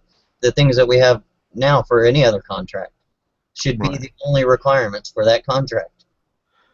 Mhm. Yeah. And they'll go and say that, like I said, the historical thing shows it was just a contract. They'll go by, well, the Bible is a historical account. The Bible says Adam and Eve and God is actually what a marriage is. So not only is it a one man, one woman, it's one man, one woman, and God. Right. That's the definition that they're advocating for. Right. Yeah. Yeah. And I mean, Fabio made a very good point about that. He said that's kind of sort of an appeal to authority, right? And it's and you can pretty much just end the debate there. You can say, I don't accept that authority. Yeah, that's maybe you accept that authority, but I don't accept that as a valid authority to sort of derive your kind of. I don't know. Do you understand what I'm saying? And I mean, then that kind of, I guess that gets into, is the Bible a good authority? And that's kind of a whole other debate. But yeah, I mean. No, I'm glad you brought up fallacy again, because Ozzy answered me over here. That other thing about using a definition because it was used in the past. Yeah. And using that as the authority, like you're saying, it's the species of the genetic fallacy. The species of the genetic.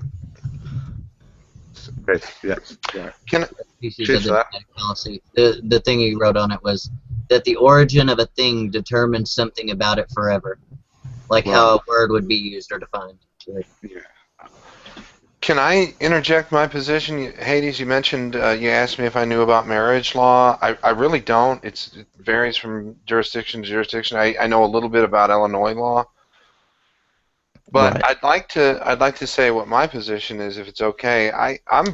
My position is very similar to Xbox's. If a church doesn't want to marry people because they define it for themselves, as for example in the Catholic Church, which I'm familiar with, as a sacrament, that's fine. You know, they don't have to do it.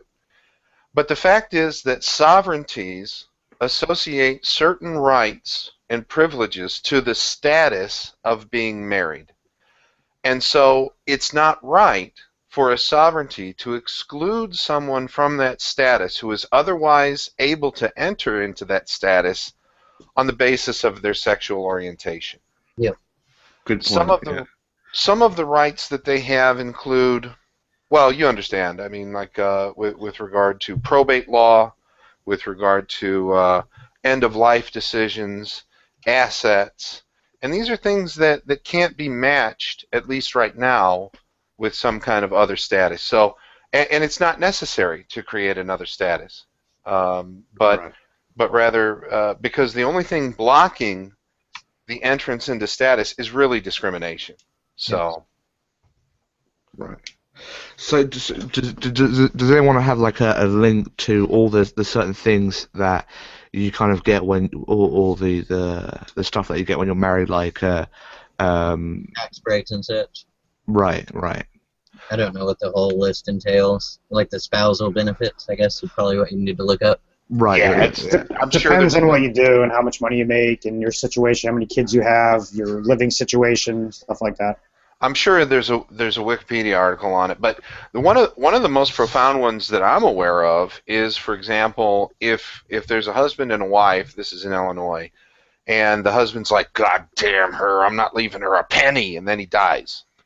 And he's created a will where, indeed, he hasn't left her anything. She can cancel the will and take what's called her statutory share, which is, I think, by 30% by statute. And that's a massive power. That's a massive right to marital assets. You know, so yeah, there are tax, like Lyric said, depending on how much you make and what assets you have, and whether you do line-by-line deductions, or itemize your deductions. Pardon me. There could be a benefit, but there are plenty of really big benefits to being married. Well, and a lot of other things like what's it called, survivors benefits and stuff like that. It depends on these institutions. These other institutions set what a spouse of someone can get when they are in that institution. So if I Absolutely. get some kind of insurance or whatever, if I were to enter into that institution, well then they set the limits on the spouse things. Yeah. So how would you? Because I know it's kind of annoying argument because how would you respond if someone started saying, "Oh, in the Bible it says this." That's why gay marriage is wrong. Is because in the Bible it says this. Would you just say that's not a valid appeal to or authority or whatever? You have to agree on the authority, dude. I mean, these people that don't want it, they believe that an invisible God is their authority that wrote out this book. So these are his rules. This is our authority. A lot of other people on Earth here, we realize that we don't necessarily get our authority from God, but we get it from everyone else. And right. I.e. the government. The government is made up of individuals or representatives of us that make rules that we have developed in reality our own authority, pretty much. And whose authority is right? Do we take the one that's based in reality that I can see, or do we take the invisible one who wrote down all the knowledge on this book? I mean, right. So, that's ultimately the question. Think about it in a way, Hades, if you were arguing against astrology kind of thing. Mm-hmm. I would actually twist it around, and I would say, there are great things to be had in the Bible. I really like what Jesus says. I think he's a great guy. But I don't remember in the Bible Jesus ever saying hate somebody or treat them differently because they're of a particular status. I mean, didn't he hang out with prostitutes and lepers? Jesus didn't say that, but there's quite a bit in the Old Testament that refers to these things. The Bible as a whole is definitely full of those. I would, if I were to get into that argument, I would actually argue that the Bible doesn't actually say anything about homosexuals of anything being wrong. Right, but the reason I would do that is then he's now on the defensive. He's got to show where he's going with that. So. But I wouldn't, and then, I mean, if he wants to bring up the Bible, then that's fine, but also, I don't think I would if I were him. Yeah. If Jacob Cobble, he's a Calvinist. He doesn't use the Bible as a thing to discriminate in that way. He uses other means of it, and he doesn't see it as a discrimination as the reason he still does it. Yeah. But he uses the equal, and this argument's terrible, but I don't think it's wrong either, though, is of saying that if the problem is equal rights, they don't have a case, because a gay man can marry a woman just like a gay woman can marry a man. There is no discrimination on that. I don't think it's a good argument. I don't think that's what an argument. Heard that. Yeah, I've heard that before as well. Marriage, but yeah, I've heard that before. Yeah. Well, that's not the case being made. Is the government considered a divine authority? Do you consider it, the rules that we live by in our society, do you consider it a divine authority? Or can it change? I don't think it is a divine authority. Christians don't either, though, but they think that their divine authority tells them that they have to follow authority. That they have to follow man's law. They just can't hold it above God's law. So I was talking to this guy about this the other day, and we were kind of arguing over whether this argument was actually logically valid, whether it was a logically valid argument. So let me put forth this argument I hear from a lot of people, and this is kind of actually really making it very structured, right? So of course I don't agree with this. This is just the argument. So if something is unnatural, it is wrong. That's the first line. Second line, homosexuality is unnatural, therefore it's wrong. That is a logically valid argument. Is it not? State it again. So, something that is unnatural is wrong. Homosexuality is unnatural, therefore it's wrong. That is a logically valid argument. It's not logically sound. It's not sound, right? But it's valid. It's logically valid. The argument itself is logically valid, but of course it's not sound because the premises, pretty much all the premises are false, right? Well, but it has to be sound to be a logically valid argument. So would you say? I mean, would you say that would you say that it's just a logical argument though? I wouldn't even bother addressing whether it was a fallacy or whatever. That's not going to get you anywhere. But you could bring that back to, well, I'll stipulate that it's unnatural. You don't even have to talk about it's unnatural. You don't have to say that you stipulate it's unnatural. But you say that it's wrong. And what makes something wrong? Is it damage? Right. Is there damage being done? What is the harm being done that makes it wrong? And then it would go back into the what you guys were talking about before, STDs and destruction of the family unit or whatever the fuck is it. Yeah, you can do the same on the other one too, though. You can do the same on the natural, unnatural thing as well. How are you classifying that? Yeah, that term is very loose, dude. Unnatural, it's a very, very loose term. That implies that there's a presupposition to what is actually natural. And the only thing that we can presuppose on nature is by experiencing it. And if say homosexuality, we see homosexuality in many different animals. There are valid conclusions I can make based upon reality to come to the conclusion that homosexuality is not unnatural. It's found in nature. Pyong's right. You have to use a word that correctly identifies your feelings for it. Unnatural is just a presupposition based on your biblical view. There's no word that's, homosexuality is not unnatural. It may be non-functional. Maybe it doesn't produce children. That's about it, dude. But to say it's unnatural is a complete just off in left field, dude. Yeah, I mean, yeah. But yeah, Nick, it does say. Yeah, I was just gonna say it does say having a sound basis. So right. You're right there, but then I mean it does saying have a sound basis in logic. So I mean that does have a sound basis in logic, right? Right. Yeah, I think it's laid out. The two premises do come to that conclusion, but I think it's the sound. It's not valid. It's not a logically valid argument. It is a logical argument, but it's not a logically valid argument. It's a logical argument based upon a presupposition. But I don't see how it's not logically valid though, because it's not sound. You have to have, those first two premises have to be sound, and I would attack both of those premises as not being sound.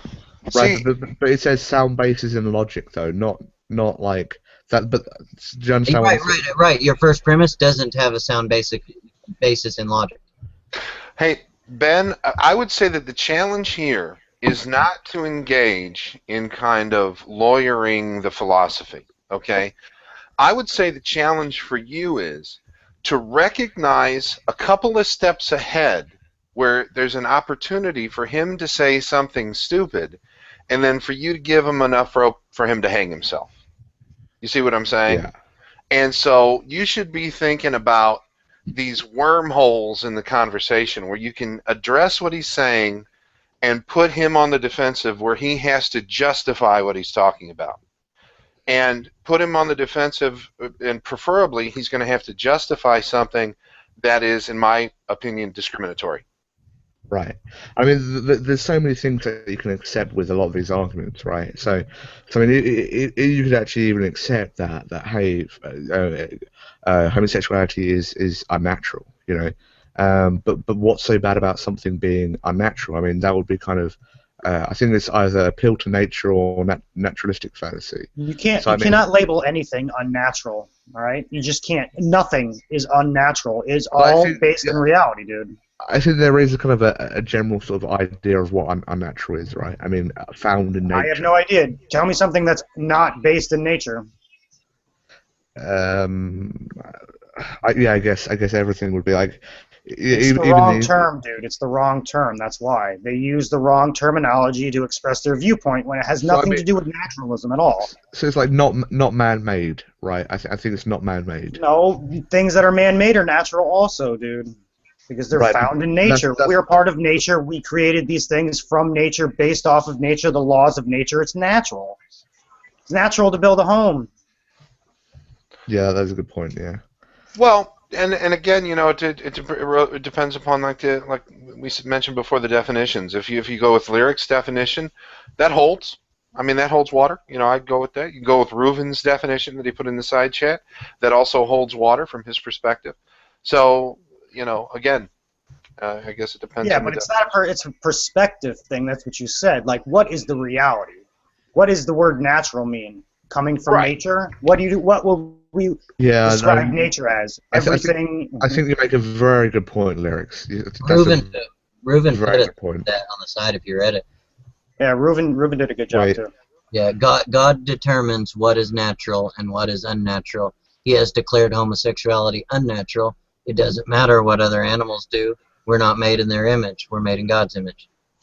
Right. Yeah. That is the typical response. Yeah. Yeah, he said it was typical Christian response. But only Christians and Jews believe that they were created in God's image, right, Reuven? Because in the Muslim view, they believe that homosexuality is wrong, not because it's unnatural, because they don't believe that we were created in God's image, but we are created in a different image. Chili, I haven't seen you forever. Nice to see you. He's been dead and he's resurrected. Really? Chili beans. Took you longer than 3 days to resurrect. You know, disappointed you didn't beat Jesus. Jesus still has the record. Okay, here's what Ozzy said on your thing, Hades. It's a valid logical argument, but those premises are false. He said he would argue, and that's what I would say. Right, of course. Right, yeah, of course. So it's logically valid, but it's not logically sound. Right, yeah, sound, yeah. Could you ask him to sort of define sound, because that's not being nitpicky. That's just I don't really understand. Like sound, like okay, sound. Let me actually just sound. Right there, yeah. No, I don't worry, I've defined it. Yeah, no, I do understand sound. Did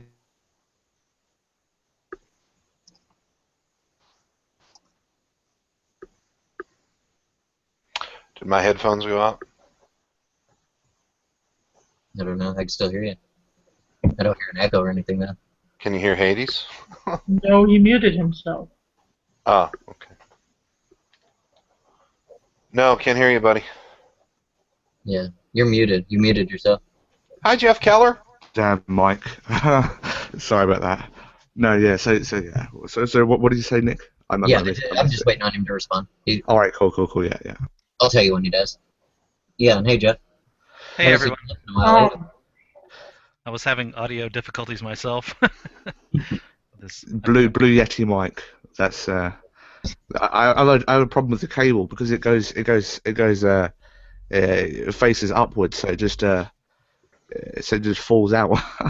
Just a tiny bit of pressure. Yeah. Yeah, I got the boom for it, but actually I'm not on the Yeti right now. I'm on my laptop, so. Wow, sounds good. I honestly couldn't tell. Oh. Sounds great.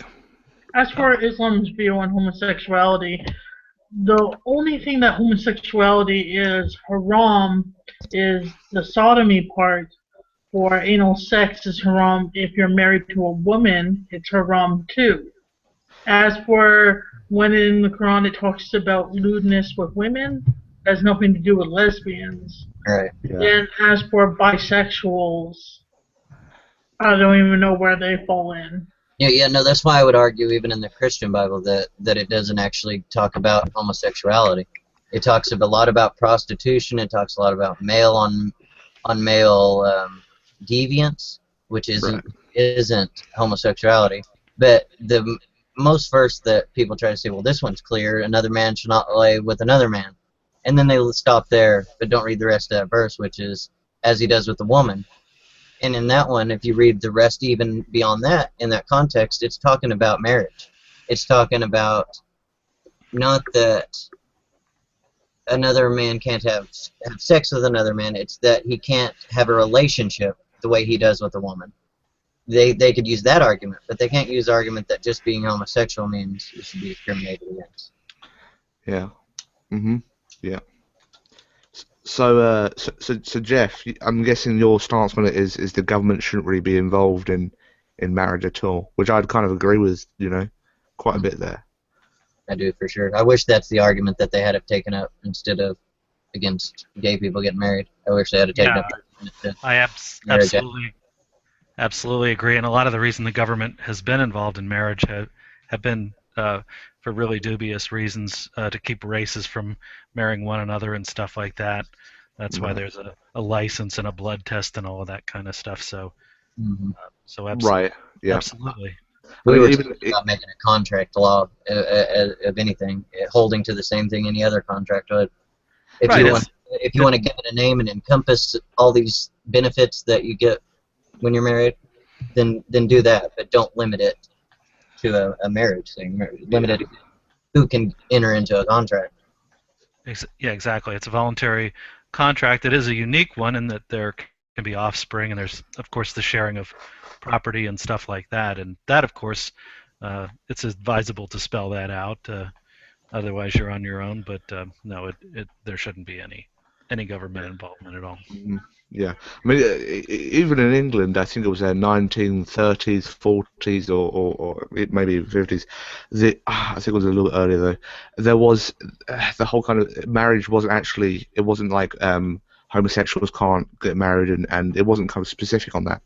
And so they did have a lot of people would try and get married that were homosexual or brothers and sisters or whatever it was, and so they ended up having to crack down on that because they hadn't made the law specific. So, I mean, a lot of people see a marriage as starting off from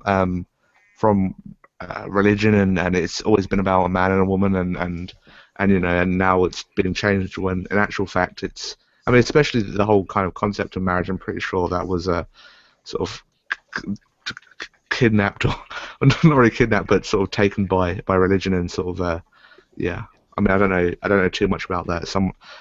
Was it etymology or yeah? Does anyone know? I would assume that the religion actually was the source of, the idea of a marriage in terms of its being some kind of having some kind of religious or significance above and beyond, two parties being in love with each other or just wanting to live together for whatever reason.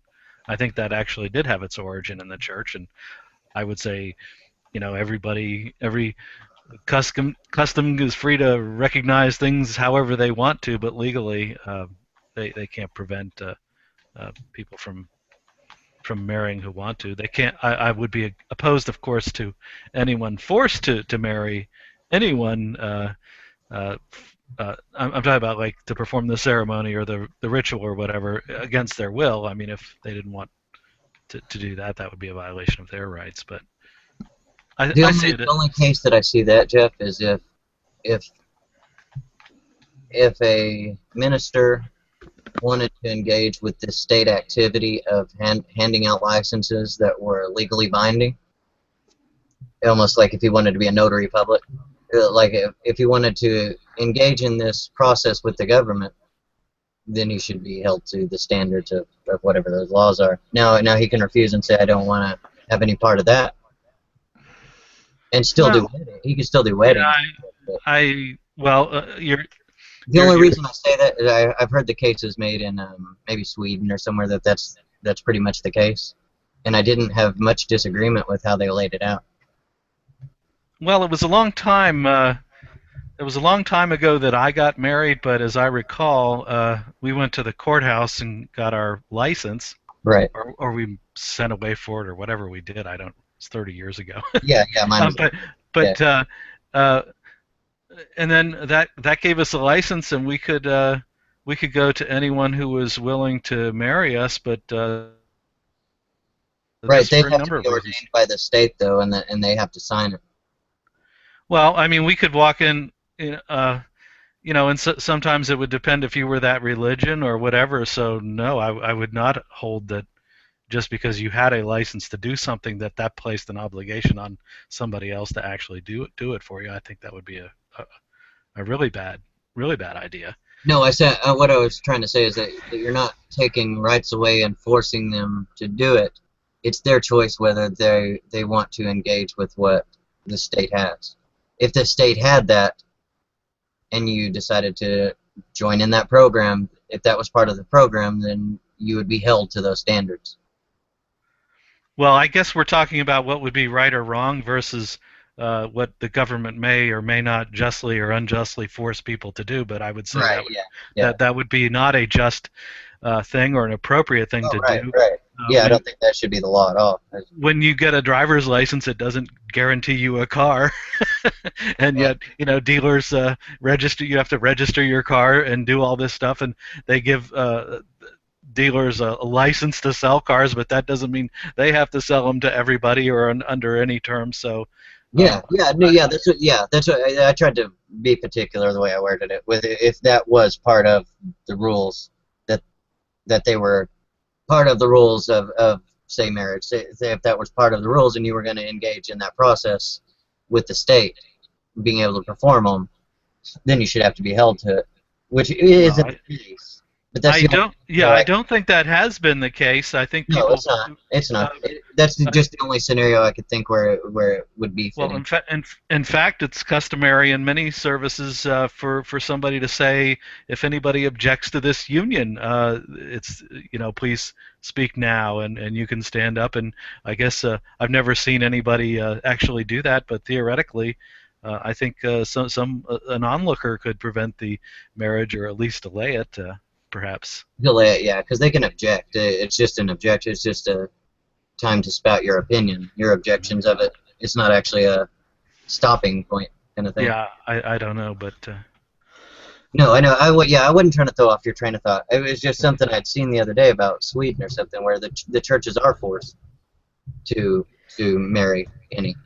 Yeah. I think it was Sweden. It was somewhere in one of the Scandinavian countries. Are the churches public? Like, are they a public church or are they a private church? I mean, I don't even know if you can really kind of, that's a big thing that kind of factors into that there. Yeah, I don't know. I don't. It wasn't the state church kind of thing. I don't think. I don't know all the details on it. That's why I couldn't word it perfectly. Well, if that's the case, then that certainly would. I would think anybody who was for free association and freedom in general would be opposed to that if forcing somebody or having some kind of strings attached to the government that requires you to forcefully take part in and I hate saying that you don't believe in. So. And I hate saying it because I'd hate propagating something that I could be completely off on. I know exactly what this church said and what these people say. I don't know about the whole Scandinavian country itself, and it could have been a translation thing. They could have been thinking they were saying it and didn't mean to put the word forced in it. This is another reason why the state should not have anything to do with marriage, except if we do have a state to really just to uphold the contracts that are involved and to otherwise stay out of it, not force anybody to marry anybody they don't want to. And and not force them to do it or not to do it. They should be utterly neutral, like the Scandinavian countries tend to be on international issues. To their credit, some of them. That's why I hate propagating that, because I mean, even me thinking about it, I need to look into it before I say another thing on it, and even before I ever repeat that again, I need to. Well, and in some of those nation states, and I don't know either, but they have an official religion. Which I'm sure that comes with lots of strings attached, and I would be opposed to that as well. Right. So. Well, and that's our businesses work now. I'm forced to serve the public if I work in the public. Right, and strictly speaking, that to me is you're free to do business with whomever you want for whatever reason you want. I don't condone people being bigoted or irrational in their choices. And fortunately, there's a heavy penalty in a marketplace for blocking out a portion of the marketplace that your competitors would have access to. So it would come at great cost, but even so, I'm not in favor of any kind of forced association Right. by anyone. I agree. I get iffy on it kind of, but I agree. What about corporations, Jeff? Well, the corporation should be, but it's not, unfortunately. A corporation should really just be a contractual arrangement between and among people in a firm or in a common interest, similar to a marriage, only more complex to be sure. It should not be, the corporation should not be treated as some kind of different kind of person or whatever. It's just an arrangement between and among people. So corporations, unfortunately, are given limited liability status and stuff like that. It's preferential treatment from the government, and that comes with strings attached. But that's the corporation's really not a free market idea. A free market would say, yeah, you can be a firm, you can have contracts, you can share wealth, but you don't become some special category of person that doesn't have liabilities and stuff in the same way that an individual does. So I would both say that there really shouldn't be a corporation, at least as we now know it. But either way, corporations, they should, So if you took out the personhood of the corporation, would you just look at it as an organization? Yeah, or a firm. I usually use the word firm just to distinguish, not that they're mutually exclusive, but yeah, the idea of a firm. So if you and I, if we on this hangout, we decided to make some product, we would want to have contracts between and among us that would stipulate who gets what in the event of a dissolution and stuff. But there would be nothing that would say, that if we were to stiff our vendors or whatever, that we could just walk away scot-free in the way that a corporation can declare bankruptcy.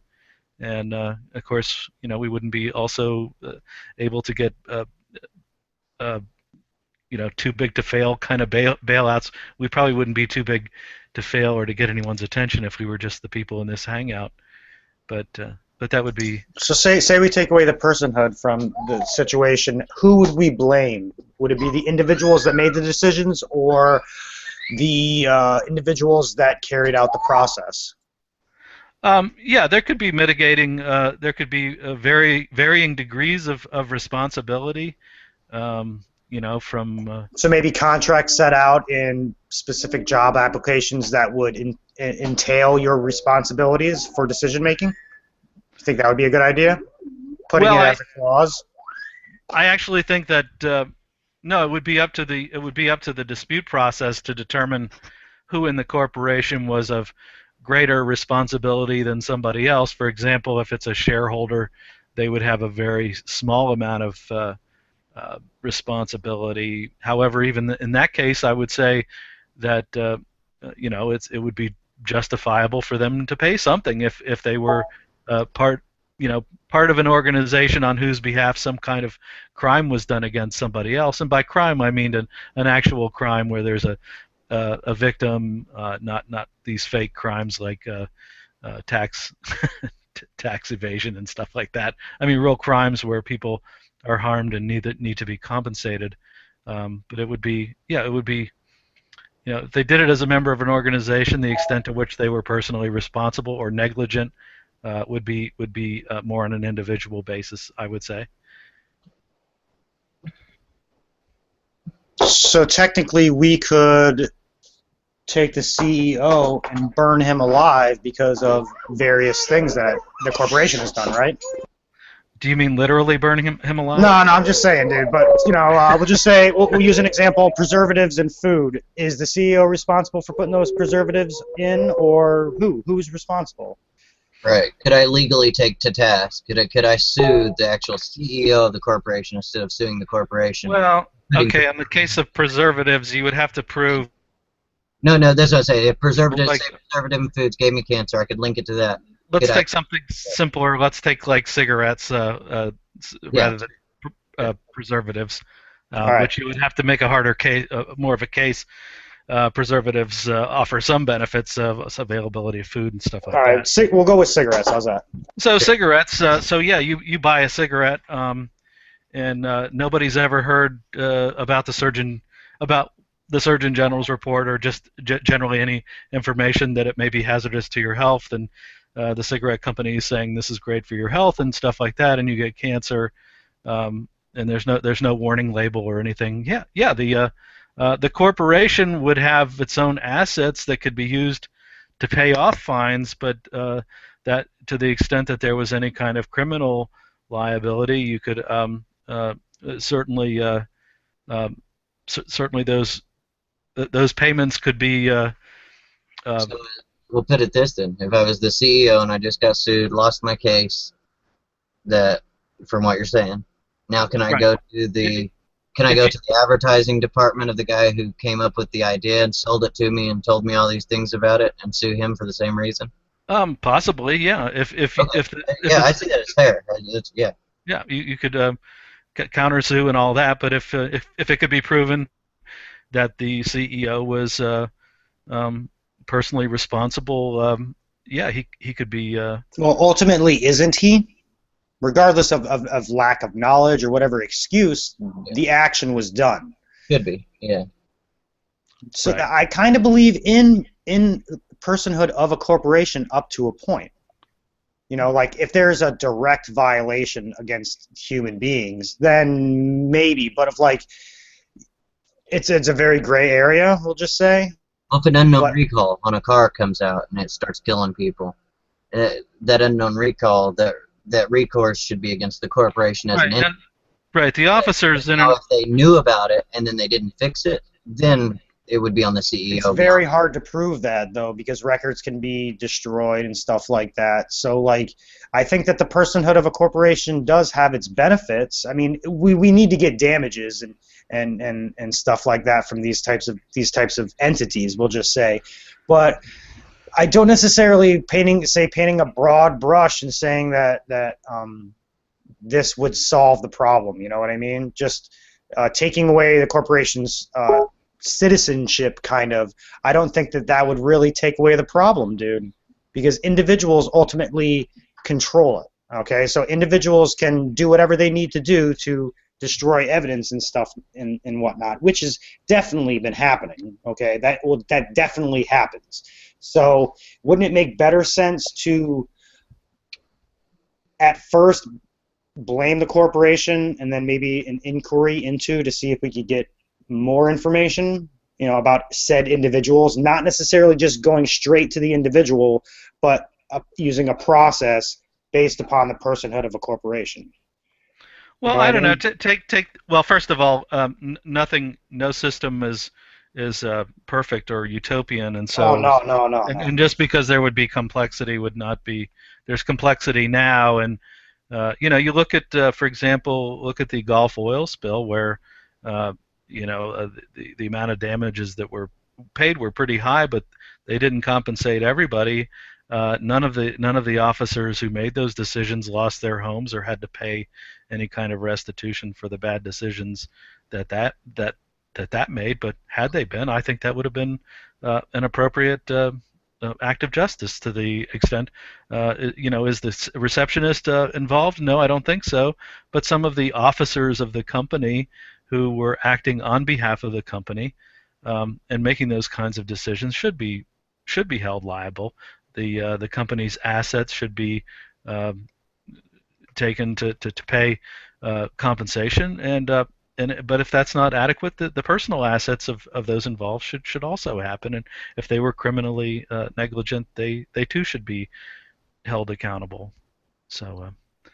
And we can't act like the current justice system works. I mean, it's like there's only about 3% of the civil cases, I think, actually make it to court. Most of them don't even get to the courtroom because the parties involved know that they either will lose anyway because of the legal expenses, or they'll get a decision that's could be made by an activist judge or jury. So most of these kind of disputes are settled outside of the courts either. So we can't really pretend like the courts are taking care of everything nicely now.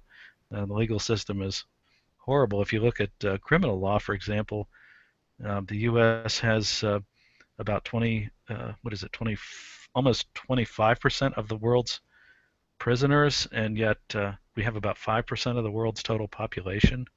We imprison more people than communist China, according to the stats, the New York Times report that was famously done 5 or 6 years ago. So we got kind of a field from what we were talking about, but yeah, that's kind of. We'll take this example, Jeff. We'll use the military. All right, so we have soldiers who are acting upon orders that most would consider unlawful. All right, so do we blame the entire military, or do we blame the soldiers, or do we blame their superiors? Who's to blame? Is it the entire operation that allows this? Yeah. Is everyone responsible? Are those soldiers just responsible? Are their superiors just responsible? Who's responsible directly? Well, it can be lots of people, and I agree. I would say that, it's the soldiers. It's I think the Nuremberg trials pretty much established a good precedent that just following orders is not sufficient when you're committing atrocities, and unfortunately, the U.S. has not really upheld that. For example, where we have people like Chelsea Manning and people like that who have reported on wrongdoing on the part of the government, they've ended up being jailed.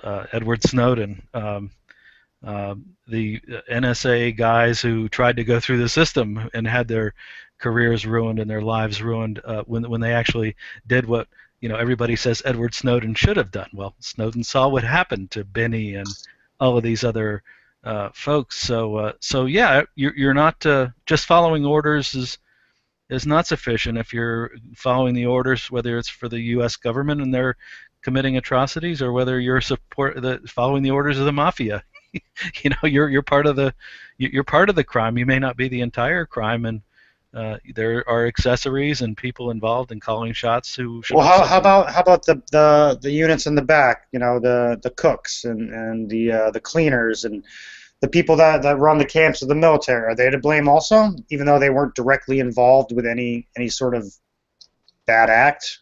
Probably not. No. Probably. I would. Or on such an infinitesimal way. I mean, theoretically they might be, but. I mean, they were enabling it, but then you could go down the rat hole. Like, what about the people who voted for the the politician who? I blame everyone for it. Whatever. Right, but the people who were more the proximate cause of what actually happened when you're talking about specific atrocities, but certainly the guys who lied us into war. Bush and Cheney are actually afraid to travel overseas. I'm told that they could be placed under arrest, and I think that would be justified. Yeah, there's a few of them that have a few places that have convicted them of war crimes already. Yep. Yeah, and not to single him out, Obama too. Yeah. You can honestly say every single president in modern American history is guilty of that. Sorry to say, but. Yeah, I am too. U.S. foreign policy has been atrocious. Horrible, and I think if we want the world to be a better place, we want more people held accountable than fewer. And none of this, Cheney could be as evil as he wanted to be, but if the soldiers didn't follow orders and carry this out, he would be powerless. He's a 70-year-old man with a terrible heart. God knows why he's still around. It's almost like an attack on organization. Just the aspect of organizing us together to do certain things, and the more people you get, the less responsible we are for said things. But where do you really draw the line? I mean, people say the Nuremberg trials and stuff like this, but like every case is different, I guess. And we would all agree upon the military aspect, but when you kind of transfer that over into the business world, it doesn't make sense. I can't I can't get mad at the I can't blame the worker on the auto line that installed the faulty brake system, because that's the system, you know. So is it really we're attacking the system of organization or the individuals involved in that system? Well, there are all kinds of legal principles like means, motive, and opportunity and stuff like that that would help you determine who is the most likely, you know, who is really responsible for this, who really made this decision, who was negligent or who was motivated or careless about hurting people, or worse, who are those people? Or and I don't think you would find that the guy that turns the wrench on the assembly line would be culpable, although you know, maybe the guys up the top, if they think that there was some kind of collusion on the assembly line floor and that those people were responsible, that would be a case they would have to make. So none of these things are perfect; they're complicated, and I think to have just to have basic sort of guidelines in any field doesn't mean you're wiping away complexity and any of these kinds of things. Yeah. But we're talking about kind of the guiding principles as far as who should be held accountable for, and the people who should be held accountable are those who either willfully or through negligence harmed. Well, is it lack of knowledge? Lack of knowledge negligence? No. One of the first legal principles is the but for principle. Like, it's but for this happening, this wouldn't have happened, or but for this happened. So they could have no knowledge of it and still be part of the accountability. Right, and you may never you don't always prove, you can't always prove that brakes were negligent, no matter who you decide to charge. Right. Well, if there is a design flaw that doesn't coincide with the laws of physics, then yeah, you could. But you have to make that case. Yeah, exactly. So, but the people that, but exempting people from personal liability is not the answer to having more responsible. You know, if that engineer, he might say, well, you know what, if you don't spend these extra few bucks to have this kind of minimally safe kind of braking system, my ass is kind of on the line too, and not just my career ass, but I could be held personally responsible and be part of a large settlement. And I object to that. I quit if we do the, you know, if people would be more motivated, I think, to stand up and say something. But if not, that wouldn't change the principle. Mm-hmm. So we don't. Seems like the system is more the problem than the individual. You know? Well, groupthink is always a big problem. People will do things. The people will vote on things as a group that they never would vote on individually. Any course of action that's been demonstrated a number of times. There are really weird things about group dynamics, but a lot of them have to do with dissipating or removing individual responsibility. So people say, you know, what the heck, I'll go with the crowd, or I'll do with. Actually, Dr. Phil had a rerun yesterday that was nothing but that, and for the extent that one guy was handed a gun, didn't know if it was loaded or not, and the guy's telling him to put it to his head and pull the trigger. Suicide check is what we call it, and he did it. Yeah. Well, there's the Milgram experiments where done a few years back, where you know, people were led to believe, you know, some guy with a lab coat, they were doing an experiment, and they would actually talk the subjects into you know, raising what they thought to be like an electric shock to the people in the room, and a high number of people would actually do this, even when they would hear some screaming in the other in the room beyond. So it really is a chilling thing, and you know, it's. Yeah, the guy in the lab coat would keep telling him, okay. Right. Yeah, I don't see myself falling for that. I really don't, dudes. I don't know like how accurate those studies are, because I would not do that, dude. Yeah, I know. I mean, well, especially after having heard this about this study. Right. But well, even if I was in that experience, I would be like, no. I know what I would do. You know, I would not keep pushing that button. Well, there's line I've fallen into groupthink before and stuff, but there's instant like that I wouldn't fall into it. There's lines that I'd say I wouldn't do, but until I was in that scenario, I really don't know. I think groupthink is a necessity in human life. No one knows all the answers. You know, there has to be some sort of collection of ideas to base our reality on. You know, Well, unless you're absolutely, God, yeah. I guess. No, of course. We don't. I mean, that's a frequent caricature of libertarian or free market thinking that you just want to live in the woods. Well, that's the exact opposite. We just want association to be voluntary, and we want people to be and for that to for people to get the benefits of that and the responsibilities that come from that. So, for example, everybody talks about the evil free market as being a profit system. Well, it's really a profit and loss system, and the loss is just as important as the profit. The loss gives us what's known as creative destruction. It gets away. It gets people away from badly using resources and incentivizes those resources to go in the hands of people that will use them properly. So. Just ask anyone that's been homeless, dude, if their creativity boosted tremendously when they found themselves in that situation. When they had no sort of assets or anything like that. Most people that I've met that have done that are now, they have like a lot of things, they ended up having to get very creative, a lot of ideas, get yourself off your feet kind of stuff. Yeah. I think that the profit-loss system has its uses. As well. Yeah. Mother of invention. Definitely, that saying is a saying I like and hold to it. Mm-hmm. Yeah. When you become in a situation where it's necessity that you come up with something, you come up with something.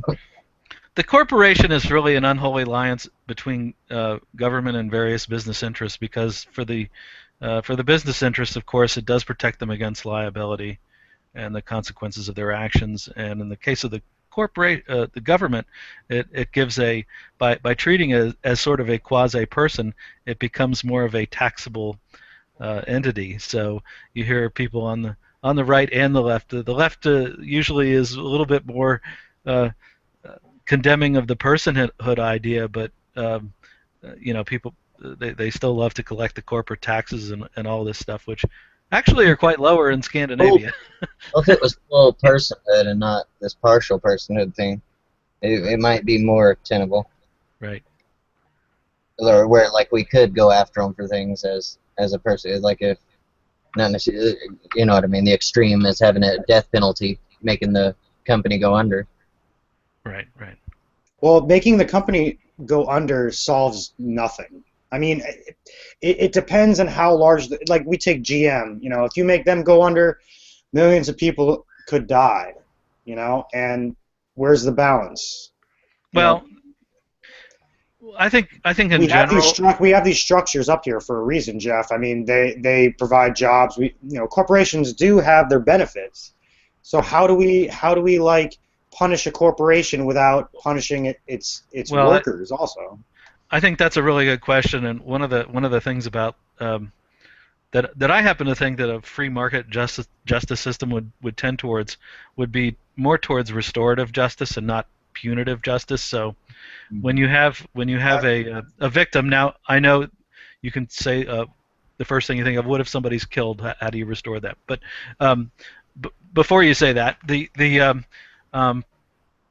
the main thing is that justice is about making people whole and making them not just paying them for what they actually lost monetarily, if that's the equation, but actually paying them having. Well, if someone dies, they compensate with money.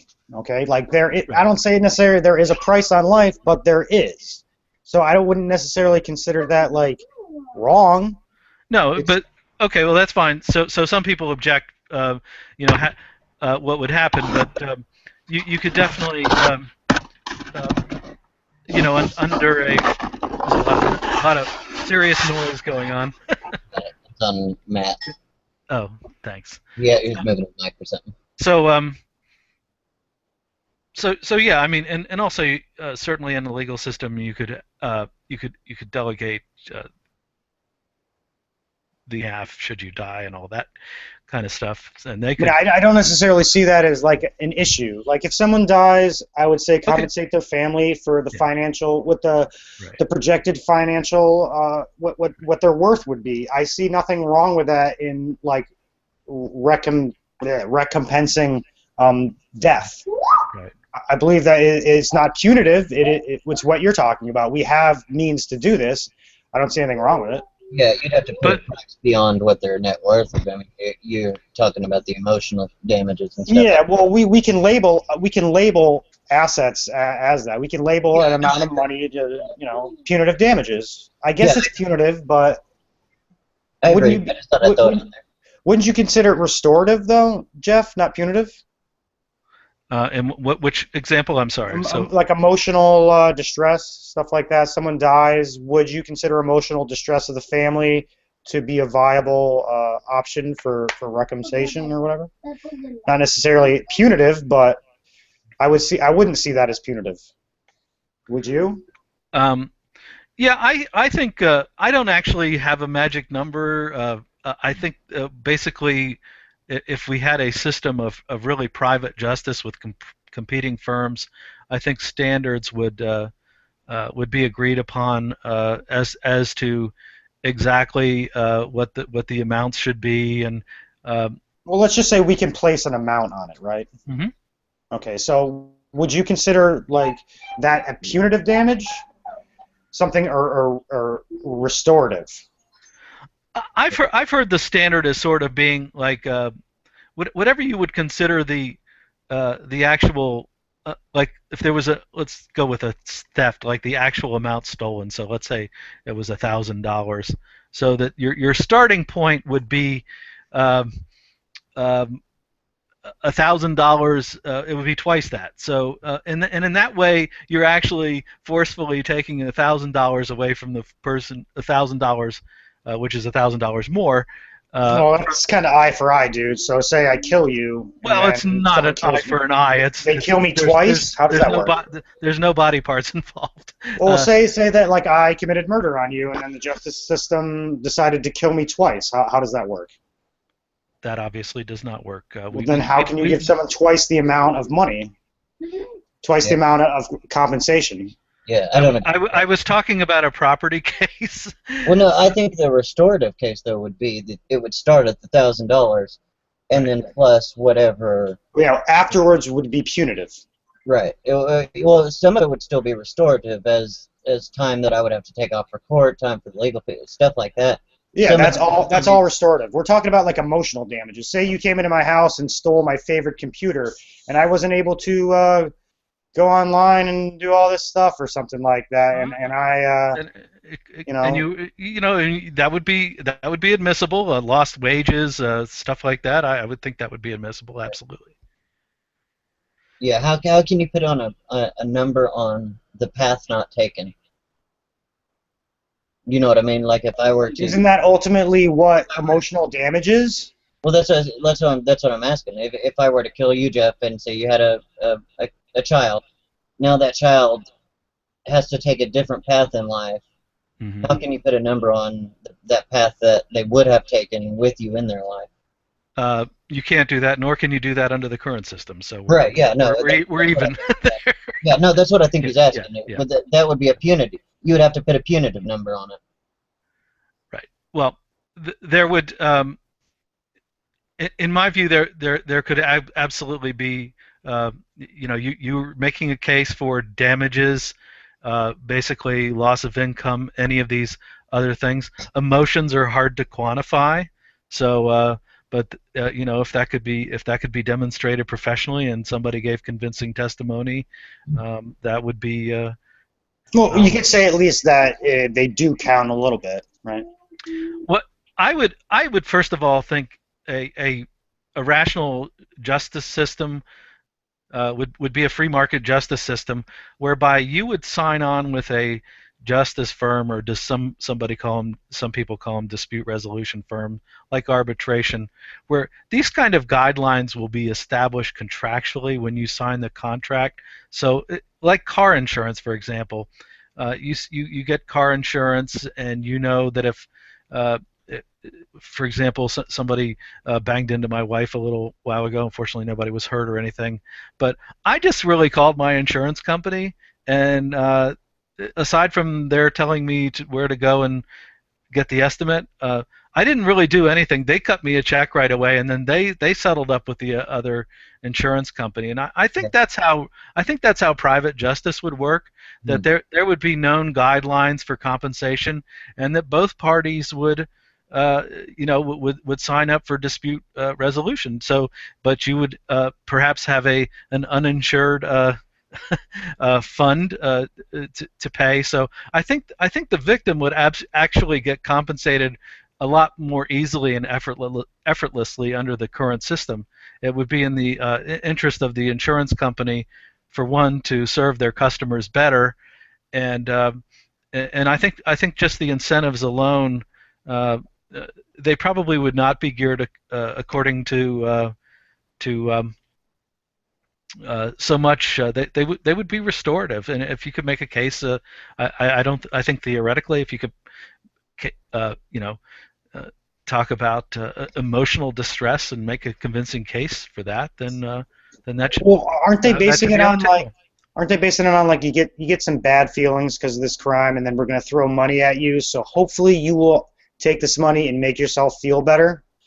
Isn't where we're kind of relying upon the citizen to achieve their own happiness through money? Do you think that would be a better way, or do you think like a direct kind of happiness going to them? Not necessarily giving them the choice to create their own happiness, but in a market system, the victim would be king, and the victim could negotiate. They could negotiate. If this guy or gal who committed this crime, if they would rather that person, take sensitivity classes or whatever, anything that it would take to mitigate that would be something you could negotiate. And similarly, if the victim is a pacifist, they could drop the whole thing. They don't have to go after the person. I wouldn't.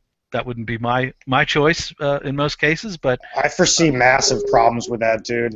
Well, and wouldn't this system cost twice as much on the individuals? We would not only have to pay for us to be involved in this firm, but then I'm sure there would be a payout for cases like you just said, where if you just drop the case. So if you didn't have to pay even when you dropped the case, right. Well, it's about what's best for society. No. Well, it isn't. That's the group. That's the group. Hold on, let me just finish the sentence. If you did the pacifist thing, like where you didn't pay, then everybody else who enjoy in that firm would be paying extra. Right. That was with insurance, we agree that we're pooling risk, and this would be a voluntary association. However, in a free market system, a totally free market economy, all property really would be privately owned. So people would probably not want you on their property or want anything to do with you if you weren't covered by some kind of dispute resolution firm or weren't participating in this activity. But no, I take exception. It's not about society. It's about actually compensating victims, and I think viewing it as societal is a groupthink problem, and I also think that I think you mentioned earlier sort of this. Well, what if it's a corporation? It employs a lot of people. That's a consequentialist argument, and I think that's very bad for when you're talking about stuff like justice, because that was actually used for pollution cases. It still is. So if you had an orchard and some factory was spewing out soot and stuff on your apples, and you went at the onset of the Industrial Revolution, you would get compensated by the corporation, and they would rule against the corporation and tell them to stop and to pay you. and that would be the end of it. But what judges started doing was making utilitarian things. Well, it's better for society to have this employment, so we're going to allow this amount of pollution and whatever. And this all affected common areas like waterways and stuff like that, things that were unowned or that were. These kind of utilitarian calculations, which really were thinly veiled. Really, the calculus was this firm is paying more taxes than this poor orchardist is right here. So when you collectivize justice, you really turn it on its head, in my judgment. All right. Well, take this for an example. Say that a murder happened, and the family of the defendant decided that they did not want to pursue justice upon this individual because they saw him, as feeling sorry for whatever their reasons were. It doesn't really matter. Now we have a known murderer out in the street. How is that being helping my safety? How can I have justice if justice is subjective, as kind of what you're putting at? Then nothing will really be accomplished. There has to be an objective authority on which to determine what's going on. You know what I mean? You can't just say, like, this one family wants to feel, even though they're hurt, they feel pity upon this human being, and then this human being is led back into society, not judged, not having any judgment placed upon them or consequences, and then it's definitely going to be known that they'll probably do it again. And how do you reason that out? Well, first of all, nobody would probably want to, on a practical grounds, nobody would want to deal with this guy because it would be widely known what he had done, and there would be that. You'd be surprised, man. You'd be surprised. But no, nobody is obligated to put somebody in jail for a potential crime or a minority report type incident. So no, yes, not minority report. This actually happened, an actual murder. Like if you cannot rely upon the defendant to deliver the justice. It's just not. You can't allow them to do that. They're biased in the case, even if they were positively affecting it or negatively affecting it. There needs to be some other authority above them to deal out the justice. And if it's left up to the defendant, then a lot more problems, I think, would happen than if we allowed almost the kind of justice system we have now. There are exceptions, I'll grant you that, but I don't think the way that you're talking about would really be beneficial to society, dude. Because well, I mean, this happens now. There are all kinds of repeat offenders, so it's not as if this isn't happening now. But no, I go ahead. No, go ahead, sir. First of all, there's not like I was saying that this is something that happens now, and they're repeat offenders. But I would maintain that it's not the obligation of that person or anybody to put this person away for what he might do in the future, or she. So I would stick with that. I don't use collectivist methodology when considering justice or considering that justice would be society would be better off under this or that set of circumstances. I don't think that's the correct way of looking at justice. Justice is restoring somebody, making them whole, and if the victim's not in charge of that, they're just today they're double victimized because they have to go through this entire process only to warehouse their aggressor and pay for his room and board and all of that stuff. Or if he's executed, they actually pay more, and execution costs lots more than a life sentence. So the question is who's obligated to pay under an ethical system, and you have to go to collectivized justice to make any kind of an argument, but I think that's avoiding the issue. Would you change your stance at all if I were to give you odds of like an 80% chance that this person is going to repeat offend, or 80% chance that this guy is going to kill someone else or steal? Well, I think if the person was truly dangerous, I think he would have trouble being a part of any dispute resolution firm. They would cancel him, which would pretty much ostracize him from society, which would be a lot more effective under a private property model than a model where we have collectivized corporations and we have so-called quasi-public areas where everybody has to be. Only issues that I've had with anything are big issues that I've had. There's a lot of us and them mentality comes through on a lot of things, on society-wise. Like you end up segregating society. Right. Well, the big picture is, if I hate to use this example, but we don't. The libertarian or free market activist is not making the point, or if he or she is, they're not worth their salt. We don't make the point that we know exactly how dispute resolution is going to take form, but we know that with people who are stakeholders who stand to profit or lose with wins or successes, that these kind of things will be decided in a much more rational and compelling way, in the same way that common law has evolved over the centuries. So yeah, we can't imagine it because it just hasn't been allowed to.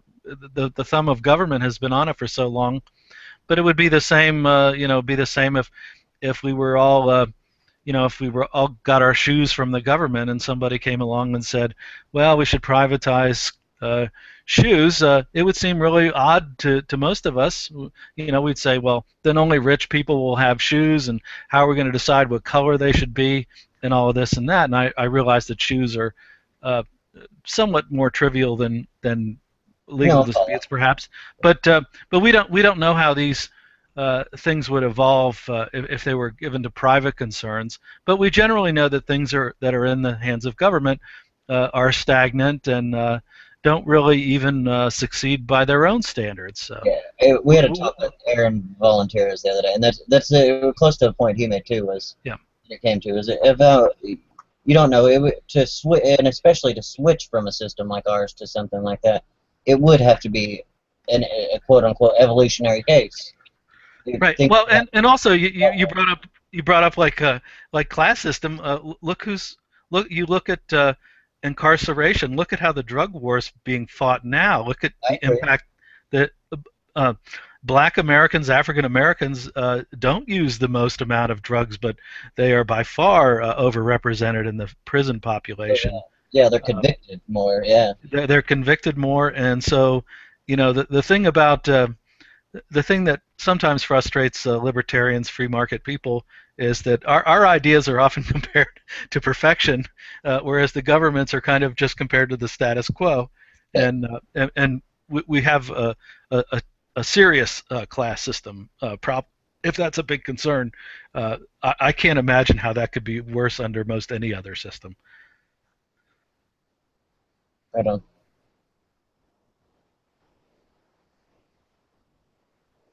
Hey, Green. I'll agree with you there that it can't get any fucking worse, dude. Right. Amen.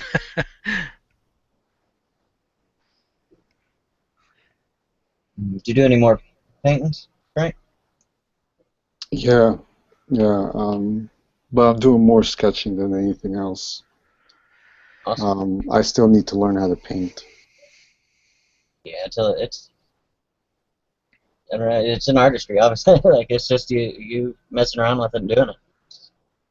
Best way to learn. I like Bob Ross's old videos with his oil paint, like him doing the. Yeah, I gotta catch his old video. I used to watch that a lot when I was a kid. Yep. I was obsessed with it. A tree lives here. Yep, a little happy tree lives. Happy little trees, man. We'll give him a little friend. He's actually very popular in the graffiti community. Like when I used to do graffiti, like Bob Ross was like one of the men, like. Right. So, aerosol art. Yeah, I love watching him, and he's just awesome. There was a Facebook meme that I just saw yesterday, and I hadn't thought of Bob Ross for years, and here we are talking about him now as well. But it was just he was standing there and the canvas was completely white, and it said, "This is New England." I've seen, I've layered white on white to depict it, and I wrote back. I said, "A tree is buried here."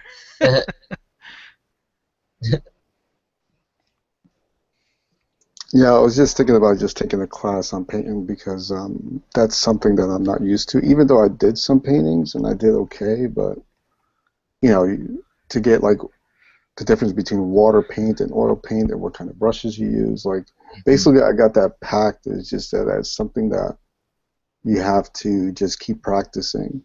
Yeah. But I enjoy sketching more than anything else, like drawing. Yeah, I do too.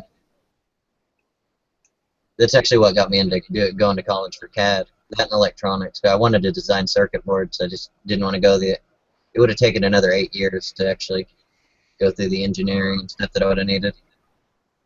Wow. But the sketching and drawing, I have pictures here, like my daughters and stuff, that I framed and hung up. I'll grab them sometimes when we're not on air or anything. Yeah, definitely. Like I'm really good in doing like buildings and cities and things like that, and going through the dimensions and shadowing. But when it comes to people, yeah, it's a pain. It's a pain. It is. That's actually why I did start doing my family from pictures and such, was to learn how. It was just to get that technique down. I started by doing eyes. For like 2 years, I did nothing but eyes. Wow. Why did you start on the eye? Just, it's hard to get eyes lined up on someone and get them just right when you're trying to draw like a portrait or something of someone. And they're the window to the soul. I mean, you really have to get them right. No, the difficulty that I have is hands. Yeah, hands is the most difficult. I cannot draw hands. Well, such a large part of art class is anatomy. I mean, you really have to know a lot about what's inside the hand and whatever else it is on the body that you're trying to depict. That's how comic book artists start out. That's how they get all the muscle of those superheroes and such to look good. I'm lagging a bit, so sorry if I interrupt anyone. I'm just going to make this off air. So, to all my YouTube subscribers, thank you for listening to us ramble on and on and on and on and on and on and on. Hey, Lindsay, I thought we were doing poetry, or that was done. Hey, speak for yourself. Because I had some poems I was about to spew out. It's not poetry corner. You have to save it. Oh, okay. Yeah, she goes off. I'll grab one of the portraits that I do have here when she goes off.